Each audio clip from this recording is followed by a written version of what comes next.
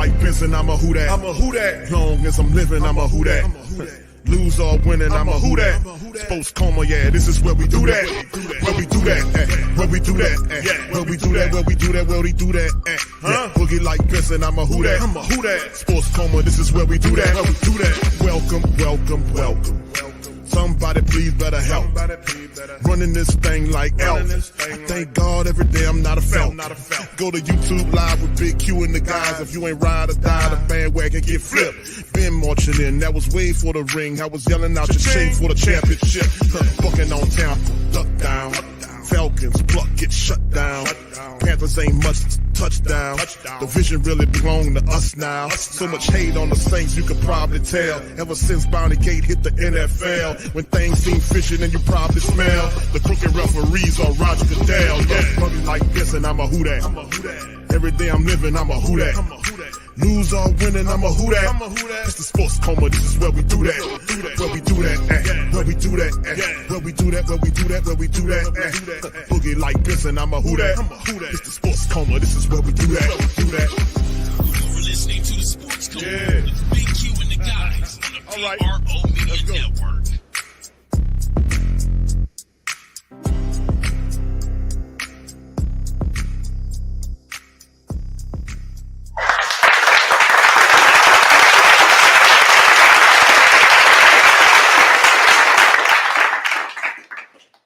All right, shout out to the mighty Who Dat Nation, man. We up in this thing representing the Coma. Welcome, welcome, welcome. You're now rocking with the Sports Coma with Big Q and the guys, where we have intense, entertaining, educating, and enlightening sport talk from your favorite sports fan. We up in this thing. Shout out to the mighty Who Dat Nation. Big ups to the fam. Man, we up in this thing, man. What a hell of a week in it has been. Thursday, Friday, Saturday. Saints, Pels.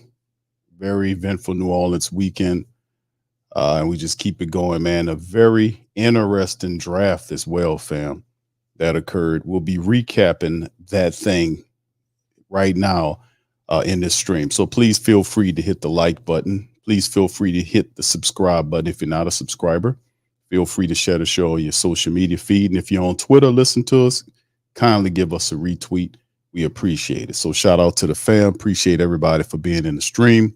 And like I said, we're going to talk about the draft, recap the draft. Also, we're going to look at the NFC South, the grades that some people are giving the NFC South. We're also going to go over the list of undrafted players. We're going to look at that and also take a look at some of the invitees and the unofficial depth chart. So we're going to do quite a few things in this episode of the Coma. So y'all just kick back and we're going to get this thing going. So much love to the fam. We up in this thing. Big ups to everybody, man. Good to see y'all in the stream. Brother Trey is in this thing. King Chosen One, much love. Good to see you.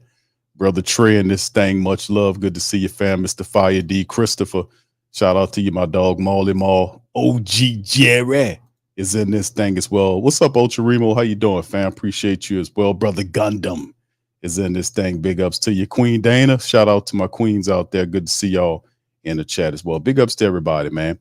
And I ain't got, you know what, fam? Let me do this right quick because I want to know this as well. And I got to get better about kind of getting the family members to kind of give me a result, you know, a poll result. Let me give me just a second. Let me put this up here because I want to know. I want to know what you guys think about this draft, man. Give me a second. Let me put the poll up and tell me I want to know what you guys think about the draft. I'm gonna get your grade. See what your grade is here.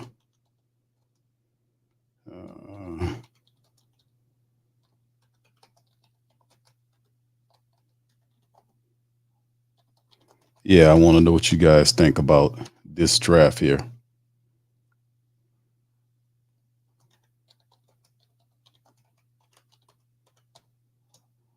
Yeah, because it was a pretty interesting draft.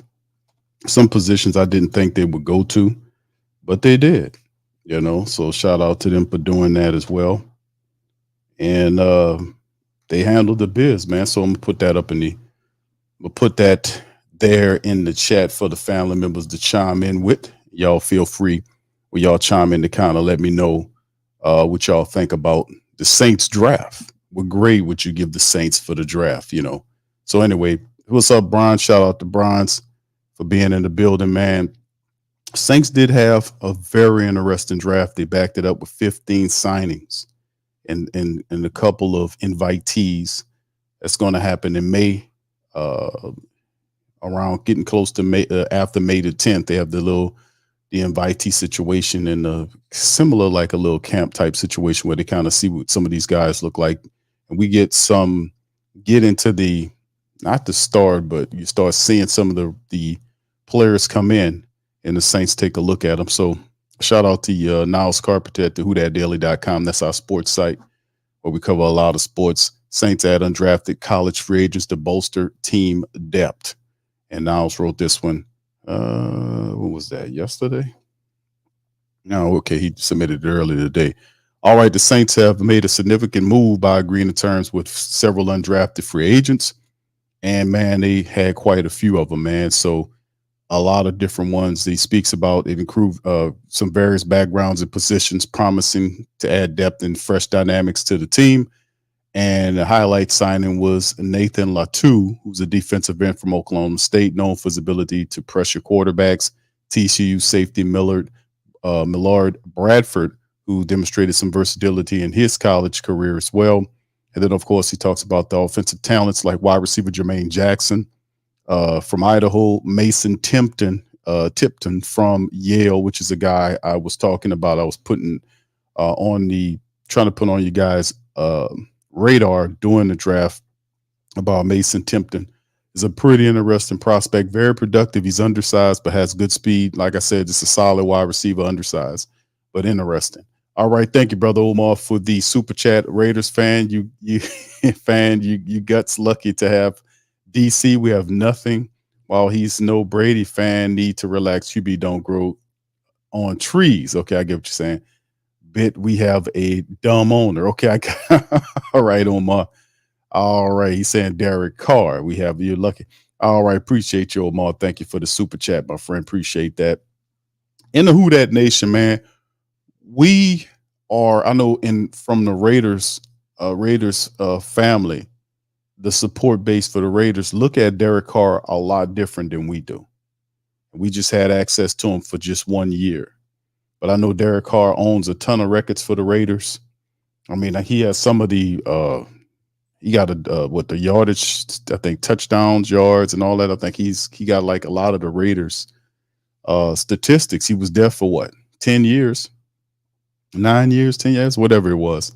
But he was there long enough and played enough games and threw enough passes where he was able to get a lot of statistics there in Raiderland. And they have a total different view of Derek Carr than we do. The Who Dat Nation doesn't see Derek Carr as a savior. We don't see him as such because we understand what quarterback play looks like, because we was fortunate enough to have a very long time of seeing QB excellence and play at the highest level with Drew Brees. He wasn't perfect, but he was a tireless perfectionist in many cases. He was a quarterback that wanted to get it right. He was personable, intelligent, worked with everybody. Even when he pissed somebody off, like he said what he said, he was able to work himself back and kind of understand things and kind of, he's a man of the people type of cat. People love and respect the hell out of Drew Brees. So when Derek Carr comes from the Raiders to the Saints, that's a whole nother thing. We do not compare him to Drew Brees because that's not fair. But we do understand and look for certain traits that quarterbacks are supposed to have when they put that black and gold helmet on. So he'll be held to a higher standard. He took a lot of flack last year because he was saying things and doing things that he didn't and wasn't supposed to be doing. And he didn't take not necessarily all of the credit that he was supposed to take, blaming people, doing all this kind of crap. Didn't look good. So hopefully with a new offensive coordinator, we can get him to, to play better, to help out earlier so we can have success earlier and not take all of the season to get toward the back end before we start seeing some type of consistency. And not, like I said, it's not totally on Derek Carr. The Saints couldn't consistently have a running attack. that really helped him, man. You know, he didn't know too much of the plays, but he got to play better. Everybody got to play better. That's damn for sure. But thank you for that, Omar. Appreciate you, man. Yeah, a lot of people won't agree with luckiness, man. They don't grow on trees. You're right, but that is the job of each and every coach. You got to find you one, and there are some out there. There are some out there. All right. So anyway, let's finish up here on this list right here. All right, where was I? Okay, Mason Tipton from Yale set to bring some catching talents to the Saints in the aerial attack. Jermaine Jackson, despite a downturn in his latest season, has shown potential as a return specialist, adding value. On the other hand, Tipton dazzled in his final year with some impressive stats, showcasing his speed. The inclusion of Colorado State tight end Dalen Holker excelled from transferring from the BYU team, further boost the team's offensive options, particularly in the red zone where his size and catching ability could be crucial. The Saints also have focused on enhancing special teams and defensive depth. Matthew Highball from Vanderbilt will bring his Australian-style punting technique, which could prove to be a strategic asset in controlling field position. On the defensive side, players like Kyler Baugh, a sturdy defensive tackle from Minnesota, and Isaiah Stallbird, a versatile linebacker from South Dakota State, expected to contribute significantly. These signings reflect the Saints' commitment to build a well-rounded team. So anyway, the list of undrafted people, as you see right here for the Saints: Nathan Latu, a defensive end from Oklahoma State; Millard Bradford, the safety from TCU. It's a lot of positive things about Millard Bradford. And the thing is, like I said, he has an opportunity, man. And he has some talent if you watch him. And of course, the Saints might bring in some more people as we get down, because some guys, they might not work out. Some guys might get hurt. So it's a constant give and get. You'll see one guy fall off, another, come here, and then other guy leave, the other one arrive. So it'll be, some flux going on with the roster until we get really into when things start to count. But Millard Bradford was the safety the Saints picked up, and perhaps with our undrafted guys, there's always a great potential for some of these undrafted guys to grab a position. They're cheap and they play at a higher value. They can earn a position on the Saints team, especially under the economic circumstances the Saints are currently under. A good undrafted college free agent could really make a career here. We've seen some guys undrafted. Rashid Shaheed's an ultimate one. JT Gray. These guys are Pro Bowl undrafted college free agents. So Millard Bradford has an opportunity there to kind of climb in and see what he can do. So it'll be interesting to see that. Wide receiver Jermaine Jackson from Idaho, Kyler Baugh, the defensive tackle from Minnesota, Highball, which is the punter from Vanderbilt, and we knew with our kicker from last year, it was like, this dude here, man, he started out good, but kind of waned a bit. And we know he's going into his second year, but definitely having some more punter competition there. And I was looking at him punt, and this guy could take the position away from the one we got now. It might be a one hitter quitter for the guy we got if he don't sharpen up. All right, Dalen Holker the tight end from Colorado State is actually a pretty good tight end. He's actually a pretty good tight end. A lot of potential there with that guy. Good size on him. He can block. He can catch. His route running ain't all that bad either.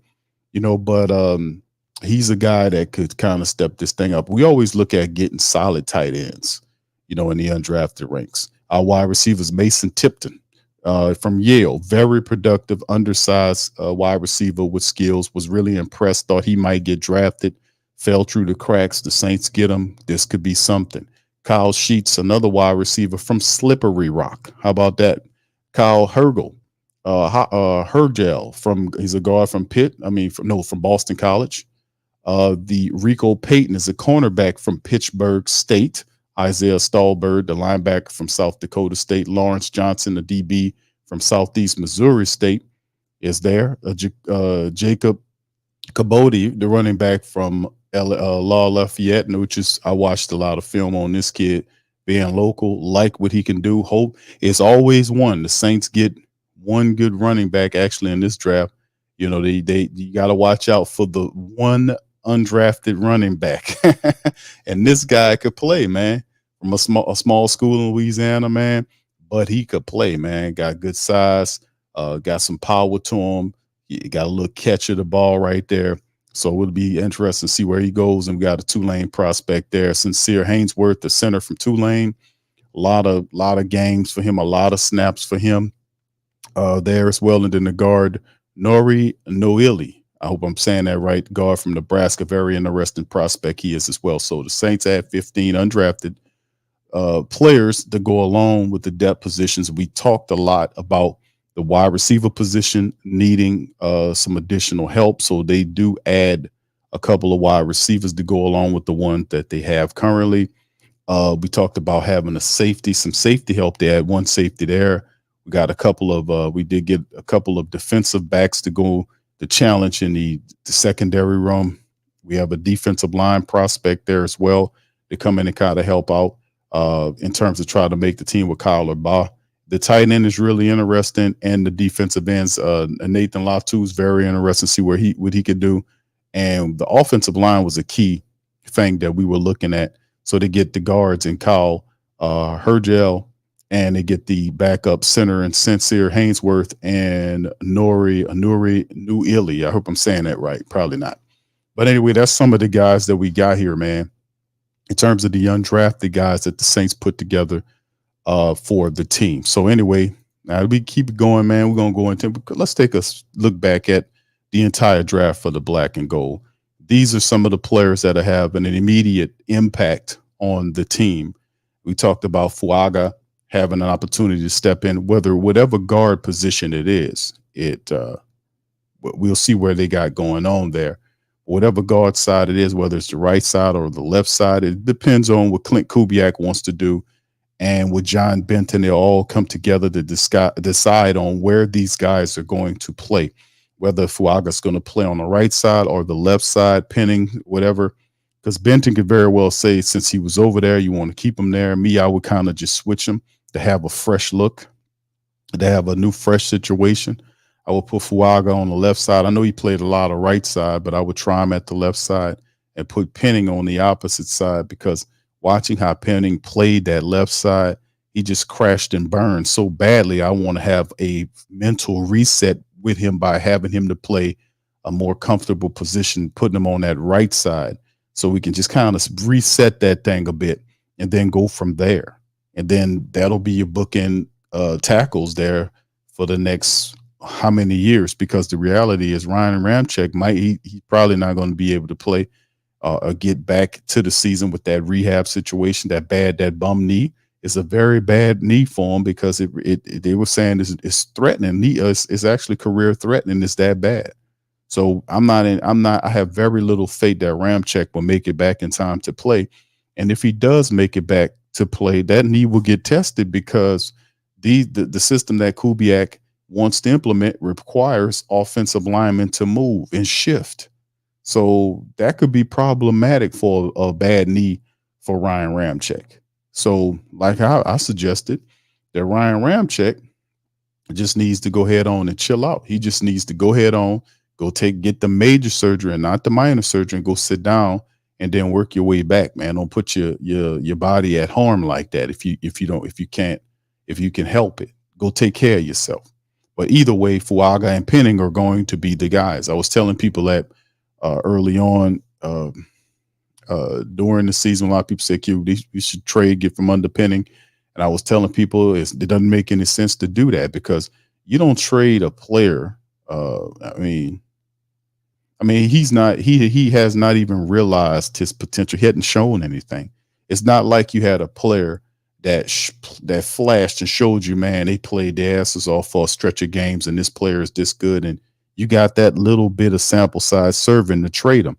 There was nothing that you can use or go to implement any decent type of trade. You wouldn't have got nothing for him. And that's the first thing. The second thing is, Mickey Loomis would never give you the satisfaction of trading Penning so you can sit up there and say, Penning, look at them, they screwing up the picks. Look, they drafted this guy and then traded them not even 3 years into his career. What are we doing here? That guy was that bad. They'll never give you that. That's not. I should have put that number one. That should have went number one.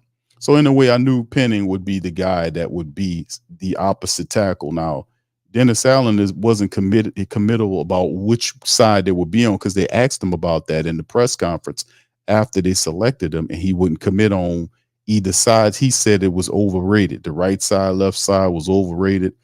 And I just whatever, dude. Whatever, man. It's not overrated. The left side, the right side, the blind side's very important. You ain't gonna be saying that shit during the season if you make the wrong move, and then them defensive ends rolling up from the blind side, blasting Derek Carr down into the ground, and he fumbling every damn way, and then he nervous and he gets that deer in the headlight look. You won't think it's overrated then. You better make the right decision on who these guys are gonna be or where they're gonna play at. And I think he don't know because he's going to leave all that in the hands of Clint Kubiak. I don't know if I said Gary, but Clint Kubiak to make the decision on who plays where. But estimation-wise, I'm thinking that you'll see both Penning and Fuaga at the tackle positions. You'll see Ali Udo at the other guard position. And then this is McCoy, Ruiz, and, that type of thing. So, but yeah, that's how I see it because, I mean, it's very simple. There's no competition right now to kind of impose or say that this won't be the case. Hirsch retired, and that kind of opened up Ali Udo for a guard position. So anyway, let's keep it pushing, man. The next one is on the second round was Kool-Aid McKinstry. Kool-Aid McKinstry, a lot of people like, why did they give up several picks to move up to go get Kool-Aid McKinstry? We didn't need a corner.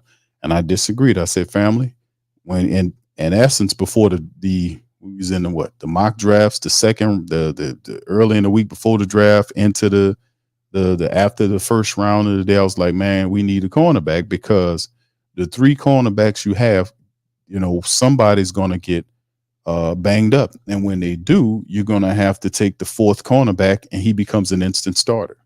See, we got to remember that they start 97% of the time, the modified nickel package with three cornerbacks out there at all times. So when that happens, and if somebody gets banged up, that fourth cornerback becomes an immediate starter. So Kool-Aid McKinstry, not only just that, but he also provides insurance just in case somebody gets disgruntled and wants to leave, or if they can't afford to pay a certain player because they're in a cap strap mode. 2025 Paulson Adebo, perhaps. It's an insurance policy. It works doubly well either way. Things got to keep flowing because some guy might be like, man, I don't want to stay here no more because I don't believe in such and such or this, that, and the third. It happens. That's why I say when you have fractures in the team, like we've seen happen with the Saints over the last couple of years, when you start seeing these off-code behaviors happen at the administrator level, the coaches level, that causes fractures in the team, and players they feel a certain kind of way that they can't buy in. It's a low faith factor. That's why you see a lot of this stuff happening with disgruntlement between players that's on the team, and then you see them firing off on social media. Certain guys got arrested because it wasn't handled correctly. There wasn't a lot of reservation going on or, any troubleshooting going on in the Saints building. Ain't nobody Mickey Lubins has his door closed because he's not a real general manager. He's a VP masquerading as a general manager. He's not troubleshooting anything. He's not talking to anybody during the season.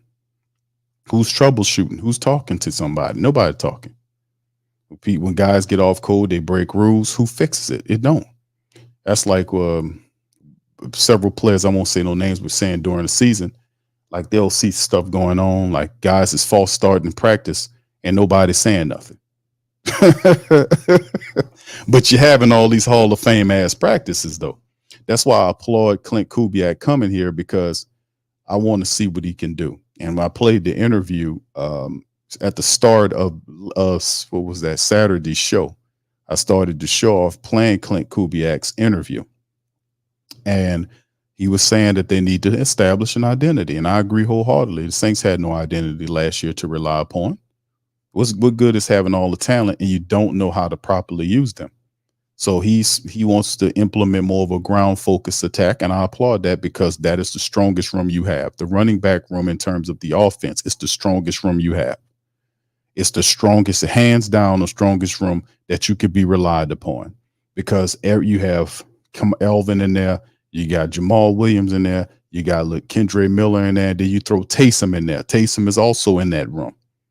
So you can heavily rely upon that. You can mix and match. You can do what you want to do. So I applaud his philosophy and want to establish more of a run-based attack. And his words were they want to run against 8-man fronts.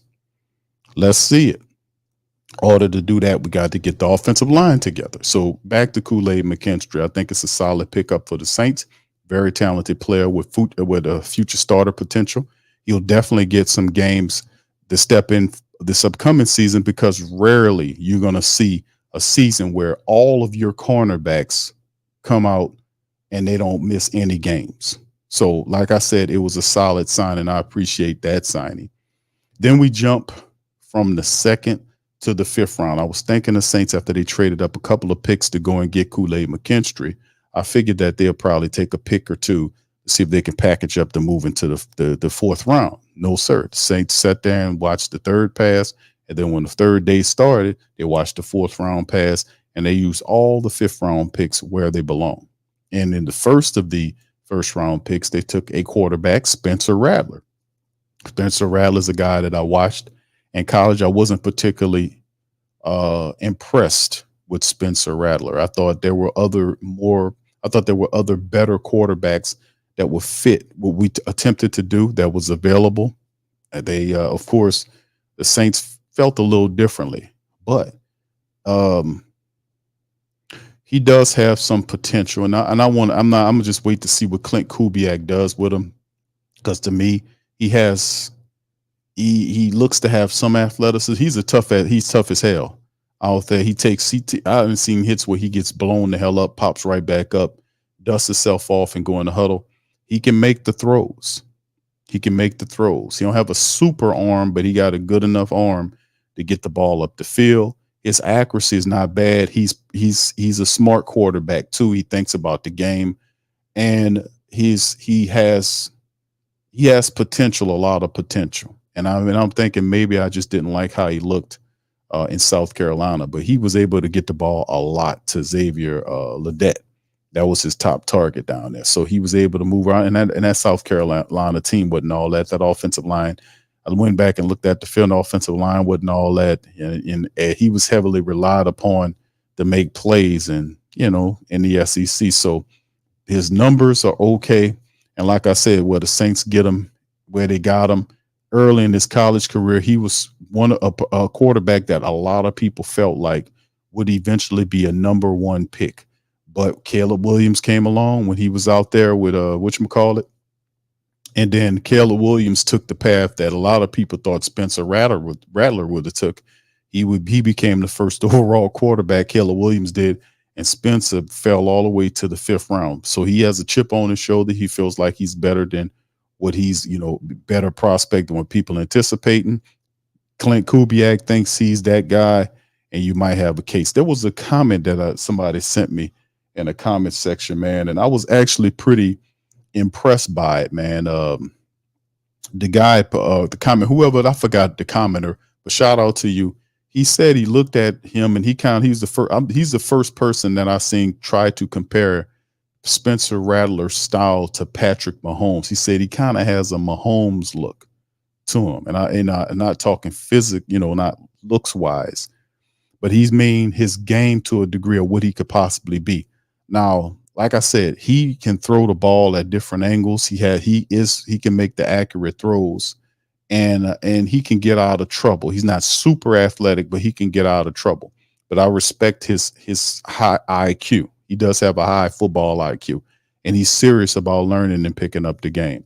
So we'll see what Clint Kubiak can do with Spencer Rattler. Perhaps he can maybe he's seen a little Brock Purdy in Spencer Rattler. I don't know what Clint looking at, but man, I'm willing to be patient to see what he can do, because they took him with the 1st to the 5th round picks. All right, moving on to pick 35 or 170, Bub Means. We talked about Bub yesterday. Before he was picked, actually, it was 3 wide receivers. KT came on, our scout. We kind of threw some names out at him. I think we talked about Bub Means from Pittsburgh, And what he is, a lot of people feel, I heard a couple of references, some people mention like Colston, not in terms of size, but in toughness and catching the ball and stuff. And if you watch the film on Bub Means, that one word comes out about his play, and that's physicality. Physicality, baby. That's what pop up, and he can really dig in there and take off too. And he's a good catcher of the ball. So, like I said, he can do better in selling his routes and whatnot. They need to, working on his footwork because he's not drastically off there. But Bub Means brings speed and physicality, good catcher of the ball there. And he was very excited to be a Saint, man. And listen, his style of play, the city of New Orleans will appreciate it. It's a gritty blue collar style of play that we like to see our wide receivers do, catching the tough passes and getting up the field. So to have another wide receiver that has some, 6'1", that got a little size to him and some speed and some fit and some toughness, we can appreciate that all the time to add more flair to that wide receiver room. And then behind him, the last of the 5th round picks was Jalen Ford, the linebacker out of Texas, over 200 tackles over the last 2 years. I need to say more about that guy. Jalen Ford, over 200 tackles in 2 years. 218, I want to say something like that. 208, over 200 tackles in 2 years for Texas. So he's a guy that the Saints like. They can bring him in there. And we got some other linebackers there, and we got a lot of linebackers, but we don't know who we really have behind Demario Davis and Pete Werner, do we? We know we got Willie Gay, but Willie Gay from Kansas City is on a 1-year deal. So we know what we got in Willie. We know about Pete. We know about Demario, but what do we have behind those guys? When things start moving into the future, we don't know what DeMarco Jackson is. The best of the backup linebackers that really impressed me was Sewell. So, I mean, he was the only one that was really stepping up, and then he got hurt for the year. But outside of that, he was the only linebacker behind the other guys that really kind of showed me that he knew how to play. So we'll see what Jalen could do. We'll see what the DeMarco Jackson could do. And there's a couple other guys that need to step up, and they'll have opportunities in the future, but it's a solid depth piece. And, of course, 2 more picks. The 6th round pick was Christian Boyd. A lot of people felt like Christian Boyd should have went a little earlier, but he's perfect for the Saints. The Saints was talking to this kid. They interviewed this kid. They mocked him, and something told me they was going to draft him. And something told me they was going to go after and get him. You talk about Christian Boyd, a lot of times all they can really say about him is that he got short arms. But he's super strong. He got a degree of speed to him. He's a physical player. So he ain't just a plotting run stuffer. He going to give you a push in the middle as well. So we add another interior defensive tackle because we've got to stop teams from running. Last year, I didn't like the fact that we would give up these runs on these plays up the middle. That was a bad look. So we need to kind of get back to our roots defensively and clog the run, stop the run, and put pressure on these people. And Christian Boyd will help to do that. And then, of course, finally, the 7th round pick. A lot of people like this kid, Josiah Israim. I want to say that's his name. Hopefully, I'm pronouncing it correctly. Out of Eastern Kentucky, he was a guy that a lot of people thought should have went a little earlier, and they were really impressed with this guy. And they like him. And someone was saying, one of the scouts was saying that they were considering him, kicking him inside to guard or whatever. But the Saints definitely need some talent on the offensive line. Whether the guy playing tackle or guard, we can use some more talent there. And he's a big fella right there, right? About 6'7" or so, 330 plus pounds, big guy, big physical offensive lineman. And he's raw as hell. But at the end of the day, we need to get these guys in here and help out, because the Saints ain't going to go the expensive route. They've already warned you about that. They're going to have to do their very best to take some of these players and see if they can give us something going into the season. So that's the draft there. And also kind of go over here, the Saints wire shout out to Sigler. They invite a couple of undrafted locals to try out for the mini camp, so more players due to come in, that he's saying. And of course, he's make mention of the fact that this was reported by Nick Underhill, that Tulane offensive lineman Cameron Wire, who, he was LSU at first. He transferred to Tulane, and Mississippi State safety Sean Preston have been invited to come to the rookie mini camp, which is scheduled for May the 10th to the 12th. So there you go. So Wire's Tulane teammate Sincere Hainsworth was signed. He's one of the 15 undrafted guys we covered before we talked about our draft picks. Green Wave's longtime starting sitter will be in the mix after signing an undrafted free agent contract with the Saints on Saturday. Preston is taking the same path to the NFL that Saints All-Pro special teams ace JT Gray did coming out of Mississippi State. Wire mostly played left tackle in college with 1,537 snaps, having spent the first 4 years of his career at LSU before transferring to Tulane in 23. He's taken all snaps at right tackle 139, snaps at right guard 133, and left guard at 11. So there you go. And Preston says that he's his regular face in Bulldogs defense over the last 6 years, lining up often at free safety or in the box with occasional looks in the slot. He's from Vacherie, so he also played special teams at Mississippi State and had a strong performance in kicking drills and could do a long way to help the case. So there you go. While the mini camp is mostly aimed at first-year players, NFL teams often invite veteran free agents to try out as well. After the weekend, they'll typically sign some players who caught their eye. So we might see as we get closer to May, we'll see some veteran guys. We'll see who they can sign and bring in here and who can help out and add depth to the team. Because we could still, in my mindset, we could still use some offensive linemen. Interiorly speaking, we could use some a veteran offensive lineman there, and I'm pretty sure if we think hard enough, we could find some other spaces as well. So anyway, the Saints have the invitees going on, and that's what's popping right there.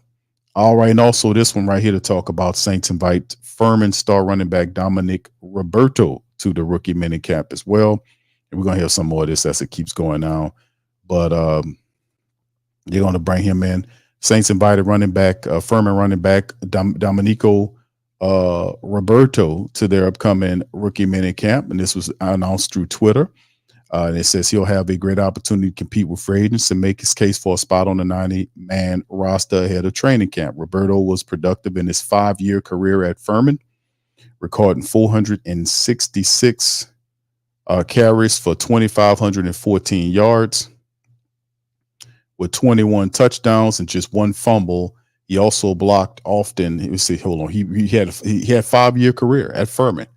Recorded 466 carries for over 2,500 yards, 28 touchdowns against one fumble. He also blocked often in pass protection, but wasn't asked to catch many passes. It's possible the Saints envision Roberto as a fullback. He weighed 5'10" and 235 pounds at pro day, but didn't put up very impressive testing numbers. We'll see if he can hang up with other future pros when the Saints bring in a couple dozen players to minicamp. Practices scheduled for, like I said, May 10th to 12th. So a fullback, they're saying 5'10" and a half, 235 pounds. And like I said, man, I just think that if you a person, like you're the black and gold, right? And I often said we need more versatility at the fullback position, and I would always use Justin Juszczyk as an example of that. We needed to have all this versatility we had in the wide receiver room, the tight end room. We'd take a wide receiver and convert him to a tight end, and we'll do all these fantastic things. But when it came down to the fullback position, we had a old school traditional ass fullback. And I'm like, nah, we can do better than that, because we can bring in a guy that may look like a fullback, but he can be used in short yardage applications. You can slide him out. He can be act as a tight end in certain cases. You see what I'm saying? You can have a guy that can provide dual value for you and not just be some big lumbering blocking fullback. The guy can also catch passes for you. He can slide out of there, make plays for you, like Juszczyk Justin Juszczyk does for the 49ers. So, well, Kubiak coming here, perhaps we can have that versatility at the fullback position. Perhaps we can have that, because that's something maybe we could kind of think about going forward. So let's take a look right here, fam, at this unofficial depth chart provided by Our Lads. And it pretty much puts all of them, everything, the undrafted guys and the draft picks, everything on the same screen here, so we could take a look at what the Saints are dealing with, as you can see. So, in terms of the quarterbacks, Derek Carr, Jake Hayner, Spencer Ratter is there, Nate Peterman, and Kelly Mines. So we're gonna go into camp with 5 quarterbacks and an outright battle for the backup quarterback position. The running backs, Elvin Kamara, Jamal Williams, Kendre Miller. They have Jordan Mims and James Robinson, and also we have the undrafted guys that we're going to bring in as well. They kind of ran out of room as far as this chart goes. And then you look at the wide receivers, Chris Olave, Rashid Shaheed, A.T. Perry. Then you have Bub Means, St. Brown, Cedric Wilson, Stanley Morgan, and then, of course, the 2 undrafted fellas that we added too. Then you can see the line look. This unofficial depth chart has Talicio Fuaga playing at left tackle, Ali Udo at the left guard position. That's exactly how I see it. Before they even put that up, I was like, it makes sense because the left side's going to change. And then it goes McCoy, Cesar Ruiz, and Ramczyk. Now, that's based on Ramczyk being healthy. If he's not healthy to go, you're more than likely going to see Penning there, whether it's left or right. You're going to see Penning at the tackle position. Ali Udo wouldn't be a good choice at the tackle. His footwork ain't good enough for that. Plus, there's film seeing him get tore up at the tackle position. Only in an emergency situation, I would imagine, but nothing after that. Then off the back of the backup to those guys, you see Mark Evans II, Nick Seldaveri, Landon Young, Tommy Kramer, Josiah Izarim. So a lot of unproven talent there is what we're saying. So, like I said, if you look to the Saints backup, Landon Young is the veteran of the backups. And Landon Young played well in spots last year, but not well enough for us to say, yeah, he's ready to take a step. Nick Seldaveri was hurt last year, didn't show much of anything. So we don't know what he has. Mark Evans II's the same way. He's a young player. We don't know what he can do. He has some potential. Tommy Kramer's another dude that was on the practice squad there. And, of course, we can use a veteran or two to kind of stabilize the backups there. Because if something goes awry and we have to lose one of these guys, you don't want to, you want somebody that knows a little something, perhaps Trey Turner. And that's the rumor on the street is the Saints may bring back Trey Turner. Remember, they signed Trey Turner. He got hurt last year. I'm cool with Trey Turner. Just don't bring back Max Garcia, man. Don't bring back Max Garcia, man. The dude, nothing is that. Just don't bring back Max Garcia. He was just he's not what's up. He was not a good pickup for us. He's slow. It's just not a good look. We need to do better than that. Than a Max Garcia. Please, no Max Garcia. And, of course, let's keep it moving. The tight end room, Juwan Johnson, Foster Monroe, Taysom Hill, Tommy Hudson, and Michael Jacobson. Not too much on either Tommy Hudson or Michael Jacobson. That's why a lot of people are kind of excited about the Saints bringing in the tight end Dalen Holker from Colorado State, because he could, with his potential, he can blow right past these other guys and make his way up that tight end ladder. If he plays well, he might be able to kind of get up there, so to speak. And, of course, you see Taysom Hill is mixed in with the tight ends as well, but really they call him that, but mostly we see Taysom activates as a running back. He's going to continue to be the Swiss Army knife that we love and respect. And then, of course, outside of that, man, the fullbacks with Adam Prentice and Xander Horvath. Xander Horvath was like one of the first out the building free agents the Saints picked up this offseason. And he's a guy that you had to go back and look at some film on him. There's not a lot of film on him, but I had to kind of look at his college film just to get an idea of what he can do potentially. And Xander Horvath is a guy that he's a more athletic style fullback that you can get a ball to in short yardage. He catches the ball well. So he's yet to realize his potential. Could Clint Kubiak be trying to search for his Justin Juszczyk? Perhaps he does. Perhaps he is. Me personally, I think and I could be crazy, that I think Taysom Hill would make a really good Justin Juszczyk. like I said, they're the exact same size. They're the same size. They're 6'2", 230 something pounds. They're the same size. And Taysom is blocked before he blocked. He'll be better than you. I ain't gonna say all that, man, because Taysom, man, they like to use him in different spots, but just getting value at that fullback position, that is big. And then, of course, we move on to the defensive. We move on to the defensive end situation. Get this damn wire out the way. All right. Then we have up top, we got Carl Granderson. We know Carl Granderson got paid. And he deserved it. He's the guy. The Saints added Chase Young. Now, Chase Young's had neck surgery, so he's supposed to make it back for camp. That's what they're saying. We'll see. Hopefully that'll be the case. Colin Sanders and Big Nate Shepard filling inside the line. And then coming off the bench there, Cam Jordan is the situational pass rusher now. And then there is Peyton Turner. There is Isaiah Foskey. There is Tanu Passanio. They got all these guys acting as ends. Now, I'm interested to see if the Saints will still start using, I've been asking this for the last couple of years, will this be the year when they finally kick Passanio inside, that be a part of the defensive tackle room?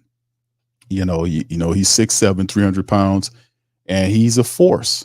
It's difficult blocking that guy, especially if you can move him inside. So Brian Bressee's on the inside, and then you can see Christian Boyd from Northern Iowa placed right there next to him. That is a nice future combination of defensive tackles for the Saints right there, with Brian Bressee and Christian Boyd there. And then, of course, some of the lesser-known guys, John Penasini and Jack Heflin, who I was impressed with. Jack Heflin, man. Jack Heflin's a baller. I don't know if he'll get the opportunity with these other guys in front of him. And then the defensive end, Nico Lalos, did some positive things in last year's camp situation. So he's still on the roster. All right. So let me go to my boy. We got a super chat there. KT said we picked up your boy. I know I just said that, KT. I asked about Tipton, and I was like, man, listen, this kid could play. I said he can play, man. And this past draft, I was just saying players in the draft, and as soon as we talked about the players were drafted, and that was all throughout the draft. I would say, man, you know what? This guy would be good, such and such. And while I'm talking about him, the damn team picks him. And it don't be a guy sitting right there. It'd be a guy that's 3 or 4 spots down. And that's why it's like you study the tape and you look at players, because that's what it is, figuring out who's who. But like I talked about, Tipton is a solid pickup for the Saints. Y'all gonna like that kid. Thank you, KT. Appreciate you. Or is it Kyle? What I say, Justin, you check? It's Kyle, you check. Yeah, see, we need to get Justin. You see, that's his brother. You see, my bad. Kyle, you check. Thank y'all. Appreciate y'all. All right. See, it's not my team, man. So yeah, it's not my team, brother. See, I was talking about Justin. You check. That's Kyle's brother. So we got to add him to the team. You see, that's what's going on. Yeah. We're gonna roll with that. Yeah. All right. So anyway, let's keep it going, man. We look at the linebackers: Pete Werner, Demario Davis, Willie Gay. Those are the top linebackers right there for the Saints. And then we talked about the backups. Nephi Sewell, to me, was a guy that I thought was the better of the backup linebackers last year. He actually outplayed Zach Bowen for time at the linebacker position and was doing really well up until the injury where he gets carted off and he's done for the season. So he'll be back. But Nephi Sewell was, to me, the best of the young linebackers, the backups. These other guys are going to show themselves. Jalen Fords was added, like I talked about him, 200 tackles, over 200 tackles in 2 years. They added Kaliki Hudson from Washington. He's a special teams linebacker there. DeMarco Jackson we drafted. We still don't know what DeMarco Jackson is. Anthony Orgy's there, and the veteran Monty Rice, who hadn't gotten much burn there. You know what I'm saying? So it's still a few guys that the Saints had from the linebacker level that they have to figure out what role these teams have here. So we'll see. All right, then we get to the secondary. Marshawn Lattimore, Paulson Adebo, Alante Taylor at the cornerback positions. Kool-Aid McKinstry will be the dime back. He'll be there in case Saints need to go 4 deep in terms of the cornerbacks, or if injuries occur, he'll be able to slide in and play some for you. Hugo Amadi is also a guy they see as a cornerback. Hugo's a really good High energy players, always around the ball, incredibly undersized. But that's what I was saying. The Saints brought him back on a 1 year deal. But like I said, it's still a 1 year deal. You're looking to kind of build forward. And then from the safety position, Tyrann Mathieu and Jordan Howden, they waive hasta la vista to Marcus May because Marcus May was never available. He spent was it half the game since he been here? It was either he was suspended or he was hurt. It wasn't a good pickup. And when he was out on the field, he didn't have the same impact that you thought he would have. And the Saints seen Jordan Howden play, and then next thing you know, it's like, well, man, listen, this kid then outplayed Marcus May. Let's put Marcus May in the street. We were saying it during the season. This guy, we could see it. That's another one of those bad contracts. But it is what it is. So behind him, we talked about Jordan Howden being the future safety for the Saints. The Saints need another one. So Jonathan Abrams on a 1 year deal. JT Gray is a special teamer, and you got to make sure you find somebody else. So the team did pick up and that's the thing I want to see with Millard Bradford, the guy they picked up from TCU. Millard Bradford's a good college safety that can come in and perhaps he can kind of step in there and earn that job, and see if he can step into a role. He has a lane, man, depending on what the Saints do. He can probably see if he can make something pop for himself from the safety position. They look at them safeties, man. That safety position, man, is wide open for a young guy to step in there and make some noise. And don't be surprised if Millard Bradford is not a guy that can do that, because he could play. He could play. All right, then the rest of the guys you see from the cornerback, Faion Hicks, Rajon Wright. Those are the guys. And you got Shamar Jean Charles, who the Saints picked up like a veteran guy right there from they re-signed him from last year. He played a little bit last year. He was okay. So the Saints adding a little veteran depth there. And then, of course, you go to the special team side of thing. You see the place kicker, Blake Grupe. They added Charlie Smith there. It's an international player to try to give Blake some competition. Lou Headley, the punter that the Saints had that started off well, then he kind of fell apart. I ain't like his kicking. His kicking wasn't all that last year. So the Saints did bring in a punter in the undrafted side of things. They bring in a punter, Matthew Highball from Vanderbilt. I think he's also Australian. I don't know what's up with that, but, with the Saints looking at Australian punters all the time. But at the same time, he could really kick. The dude averages like, 48, over 48 and a half yards per punt. So Lou Headley might be heading back to the land down under, because they're definitely holding that punting position open, because he's not safe. He's not safe at all. Zach Wood still here, and the kick return, punt return, they have listed as Rashid Shaheed for both of those. They got Cedric Wilson listed there, but Stanley Morgan Jr. also has some special team application. So we'll see what's going on there. And I don't know if they'll put him there, but Kool-Aid McKinstry also had a little special teams, returning going on there. So like I said, we'll see who they kind of bring forward there, but I know that Stanley Morgan Jr. was a guy that was kind of looked at as being that perhaps one of these undrafted guys could step in that role and try to see if they can compete as for one of those return positions. All right. So anyway, and let me show this list to you too. This is probably a little bit more. This is from Saints Wire. They did a more, this looks better. It's not a table, but you can see right here, as we go from quarterback down, with Derek Carr throwing the ball, Carr, Hayner, Peterman, Kelly Mine, and the rookie Spencer Rattler there. And it says Carr remains unquestioned starter, but things are interesting behind him. Rattler was a great value pick late in day 3. He has as much arm talent as anyone on the roster, but he'll need to prove he's grown past a habit for risky throws that's gotten him burned in college. Either Peterman or Mond will probably be waived before training camp, since the Saints only have so much practice reps to go around. That'd be a poll for another day, which quarterback won't make it. Running backs situation, AK-41's there, Jamal Williams, Kendre Miller, Jordan Mims, James Robinson, and Jacob Cabody, the undrafted rookie. Saints passed on multiple opportunities to draft the running back, So unless they're about to sign a free agent or make a surprise trade, this is a group they've got. And none of these players had a single run gain more than 20 yards last year. That is absolutely horrible. Hopefully, better blocking, more inventive play calling can get more out of them. Caboti feels like a long shot to make the roster after staying in school for 7 years, but the Saints clearly feel he deserves a shot to show what he can do. Yeah, we could practice squad him and hope nobody steals him. Fullback position.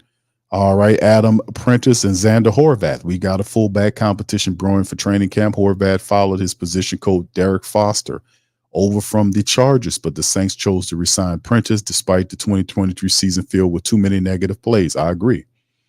Clint Kubiak's scheme does lean hard on his fullback, so one of them needs to step up, and I'm probably saying Xander Horvath might be the guy. Got the inside track, right? He's a lot more athletic. I think he's more athletic than Adam Prentice is. Adam is more like a traditional style fullback. This other guy can do different things. And from the tight end position, the man on the top is Juwan Johnson, Foster Monroe, Tommy Hodson. You got Michael Jacobson and Dallin Holker, the rookie undrafted guy who should really climb here in the tight end room. Brock Bowers may have been the pick had he made it to 14, but the Saints ultimately waited until undrafted free agency to add a tight end. It shouldn't shock anyone if Holker climbs the depth chart quickly. He's got real receiving ability and enough athleticism to separate himself from the pack. He just needs to show he can block when asked to. Indeed, you can look at the tape. It proves everything he said is facts. Flex position, Taysom Hill. If he says it isn't honest to list Hill as one of these other position groups, he doesn't wear a red contact jersey to practice like the quarterbacks. He doesn't exclusively work in catching and blocking drills, but the tight ends, he's asked to be flexible and handle a variety of different assignments. And we're going to reflect that he gets his own thing, the flex position, Mr. Taysom Hill. Left tackle, Trevor Penning, Ali Udo, and Landon Young. Now things get tricky. We don't know exactly where the Saints plan on playing Udo, Young, and some other offensive linemen, so we'll be redundant and list them as multiple possible positions. What's clear here is that the Saints need some kind of viable veteran competition for Penning, especially if Udo is splitting time at guard. They risk pushing Penning out of the plane without a parachute while being strapped to his chest. Now, left guard position is Nick Saldiveri, Ali Udo again, Mark Evans II, and Noredian Nueli, which is the rookie. Does the new offensive coaching staff still view Saldiveri as a guard like their predecessors, or will they move him back to tackle? That's a question which has not been answered. Udo is an option here too. So is Evans, a second-year backup. Nauli, a undrafted rookie from Nebraska, played both guard spots in college but spent more time on the left side. The center position is McCoy. And back up behind this is Sincere Haynesworth, a rookie. McCoy returns as the Saints' best offensive lineman. Haynesworth is an interesting rookie free agent signing. He isn't super athletic, but he has a ton of college experience at Tulane with few mistakes and penalties on his ledger. The right guard position is Cesar Ruiz, Tommy Kramer, and Kyle Hergel. He says hoping the new coaching staff can help Ruiz find consistency after he regressed in some bad habits last year. Kramer played right tackle for the Saints on a handful of snaps, but has mainly been a guard in the NFL. And Hergel spent time at left guard for Boston College, but played more than twice as many reps on the other side. Right tackle position, Ramczyk is injured. Talisi Fuaga, the rookie, Landon Young, and Josiah Israem, the rookie. Ramczyk would be starting if he were healthy, but there's a very real chance he won't be playing this year or even the next year or even ever again after offseason surgery didn't improve his degenerate knee condition. Saints family members should be get used to the idea that Fuaga could be taking Ramczyk's place permanently. Young has Chris trained at both tackle spots, could also be in the mix to line up at guard. Israem also has physical gifts in the world, but needs more time to develop before he's ready to dress on game days. On to the wide receiver position. Chris Olave, Rashid Shaheed, A.T. Perry, Cedric Wilson, Stanley Morgan, E. St. Brown, Bubs Mean, Jermaine Jackson, Kyle Sheets, Mason Tipton. We could get really deep in the weeds about the different roles that a split end, flanker, and slot guy play, But how these positions are determined by body type and skill set, but the Saints rotate them around so often it's unclear how the approach will change with Clint Kubiak running offense. So, that is what it is. But this is our wide receiver room going in. Very inexperienced wide receiver when it gets beyond Cedric Wilson. So some of these guys will have the opportunity to step up. The punter is Lou Hedley, followed by Matt Highball, the undrafted rookie. The Saints found one of few punters who averaged less hang time per punt in Hedley last year. Highball clocked just 3.88 seconds per punt at Vanderbilt. He gets great net yardage, but the Australian style of punting makes for a razor-thin margin for error for coverage teams. That's where they want to keep going. I don't understand why they keep going that route, but it is what it is. Kicker position, Blake Group A, Charlie Smith is there. Smith has been a roster exemption as part of the NFL International Pathway Program, so he doesn't count against the 90-man roster. We've seen him show some greater range, Group A, and workout videos, but he needs to do it in the NFL environment. So Group A was the only kicker in the NFL last season to miss multiple field goals from 30 or fewer yards, shanking 2 of them with 29 yards both times. He's a rookie. Last year, he's in his second year this year, so we'll see what he can do. The long snapper position goes to Mr. Zach Wood as we cross over to the defensive side of the football. Cam Jordan and Chase Young, who's injured. Passing Yo's there. Young is going to be on the mend for a while. He isn't expected to be ready for the start of training camp after undergoing neck surgery. But the Saints fully plan on him being active and productive for 17 games this season. Passing Yo remains a steady player in the rotation. Can someone please step up so Jordan doesn't have to play so many reps at his age? The tackle position, Nate Shepard, Brian Brisee, Jack Heflin, Kyle Abba. Brisee was impressive on passing down as a rookie. Now he needs to show he's developed into a better run stuffer so he can take Shepard's spot in the starting lineup and stay on the field more often. Ba made some plays for Minnesota last year and has enough athleticism to suggest that he's more than just that on the field. The nose tackle position, Big Kalen Saunders, John Pennicini, and Christian Boyd. There are 20 reps per game freed up by Malcolm Roach leaving in free agency. Boyd has a clear path to claiming him. He just needs to stop the run as well as he did at Northern Iowa. He also pushes the pocket. I agree.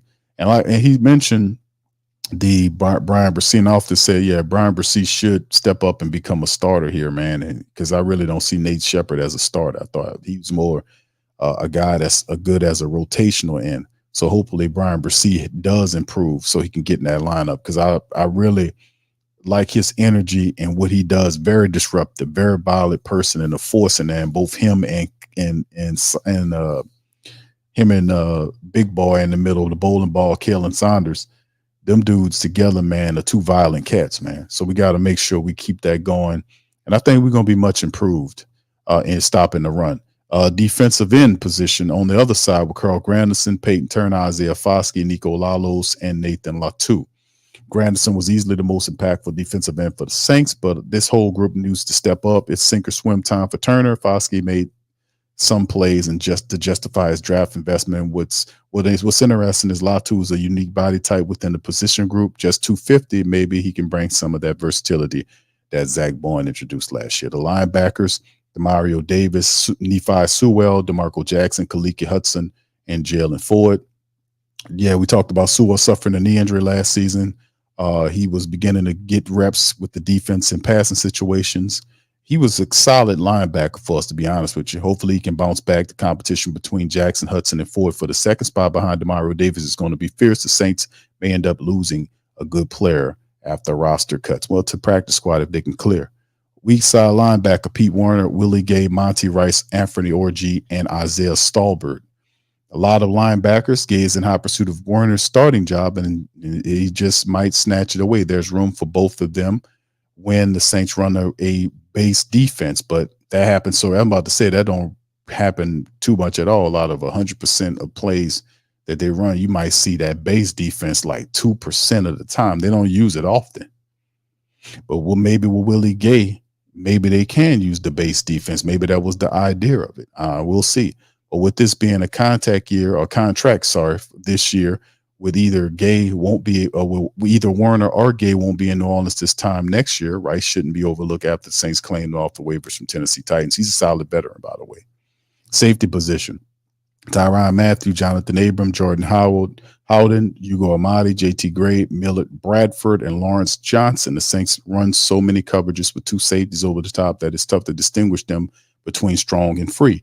So we just aren't going to do that. What's important to acknowledge that Abram finished the 2023 season ahead of Howden on the depth chart, so the Saints could use another safety in case Howden's development stalls out and the veteran free agent options are abundant.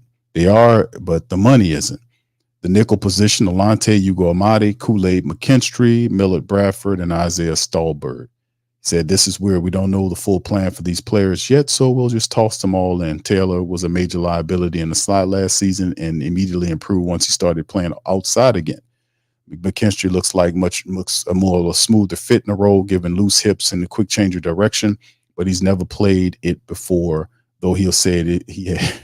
So he said, so it opened and so that is Dennis Allen. But Bradford was primarily a slot guy at TCU last year. Stallbird's listed at linebacker, but played at 220 pounds, but he ran a full forward. That's pretty interesting for a guy like that. Spent more time in the slot than the box at South Dakota. Hopefully rookie mini camp clears up the picture. Then the left cornerback position with Adebo, Taylor, Wright, John Charles, and Rico Payton, the rookie. Adebo won this starting job from Taylor last summer, but that could change if the Saints reverse course and take Taylor out of the slot. It fails. He said it falls off pretty severely after the 2 years, right? And John Charles are special teamers, and Peyton is undersized prospect from a small school. So there you go. Marshawn and Kool-Aid McKinstry on the right side with Faion Hicks. Lattimore's job, no questions asked, unless he gets traded, which he probably won't. That speculation isn't going away if the Saints have gotten a worthwhile trade for him. I don't think they trade him. McKinstry was drafted for good reason, and blah, blah, blah, blah. So that's some of everything. And shout out to John Sigler, man. Well done putting this article together. Probably took him a little while to do it. But shout out to him, man, putting all these guys. So this is everybody currently on the team, man, that we are looking at and for the Saints. So, man, going to be an interesting time. We'll see what other veterans they add before May the 10th. As well. So I expect them to put a couple of veterans in the mix too, getting ready for camp. And then finally, let's take a look at the NFC South draft grades by the score. And this is what they gave all the guys. They basically gave Atlanta a D. They gave Atlanta a D grade. What in the world are the Falcons doing? Not only was Penix a major reach, but using the number 8 on a quarterback after signing Kirk Cousins feel wildly irresponsible. A top 10 pick and a loaded draft offered them a unique opportunity to add a premium talent and upgrade the roster around $180 million man. And for anyone pointing to the Packers model, drafting quarterbacks of the future years in advance, consider Penix is already 24 years old. There's justifying the bizarre situation. Unfortunately for the Falcons fans, they too also got off to a rough start, trading away a third-round pick to move up. 8 spot to draft or horror. I hope that's these names, man. Our 7th ranked interior defensive lineman was another strange decision. Continue to bolster the pass rush with mid-round value picks, and Trice and Doralis. I like Doralis. Does salvage this draft, but it's tough to look at Atlanta's initial choices. This was a massive misstep for the Falcons. Now, we know that Michael Penix is 24 years of age. But Kirk Cousins is not a guarantee that Kirk Cousins won't get hurt again. I mean, if they, what looks worse, and this is the thing I'm saying about some of these people, you got to use your damn imagination. Them picking up Penix was a futuristic move. And we know he's 24 years of age. But if Kirk Cousins, who they spent, like this guy said, $180 million on, gets hurt, what looks worse? A quarterback that you spent $180 million on that gets hurt in his first year and can't help you, or you getting a young quarterback, a experienced quarterback that can step in and play. He might be 24 years of age, but this guy could play in the NFL. He could play. He's accurate. He's smart. He's tough as hell, and he would drive your offense. So, I mean, they mentioned his age, but he's incredibly mature in terms of his football mentality, his football IQ. He played at a high level for a while for Washington, But like I said, I see a lot of people say, man, we needed a defensive end. I heard what the Atlanta guys were saying. I'm telling you, Kirk Cousins got $180 million. but Kirk Cousins is an older quarterback. If somebody knocked Kirk Cousins' ass out next year and he needs to experience spend at least several weeks on the side, what are you going to do then? What if he gets hurt again, man? What looks worse? I'm just saying, what looks worse? You drafting Penix for the future and he's 24 years of age, or Kirk Cousins getting hurt? There's no guarantee Kirk Cousins is gonna make it through a full year. He's coming off a major injury. They're thinking like, oh, he's gonna be fine, man. Well, you don't know what's gonna happen. That's what these people are in. They're in the insurance game. And I tell you one goddamn thing, I think they might be a little bit better off than us in terms of the quarterback situation. Because if something happened to Carr, do we have somebody that can carry the day? If Carr gets hurt, seriously, if we have on our QB behind Derek Carr, if he gets hurt, can they carry the day for an extended period of time? Just asking, man. So he gave him a D on that based on the Penix move, but there's no guarantee that Kirk Cousins is going to remain healthy for a full season. I mean, come on, you gotta play the insurance game, right? And then for Carolina, he got him as a B+. All right, he says Carolina was far more measured in its first draft under a new regime. The best example being the move to pick up from the 2025 second round pick from the Rams to drop back 13 spots in this year's second round. It's hard not to love the team selections. I like Xavier Legette too, a physical, athletic receiver who could become Bryce Young's number one target. Brooks, the running back, a top-ranked running back who's a do-it-all weapon, major upgrade over Miles Sanders and Chupa Hubbard. Wallace is one of the most exciting linebackers in his class, and Sanders rounds out the impressive trio of receivers added to the offense. The Panthers could be on the rise if this class is an indication how new leadership will do business. So Xavier Legette will help.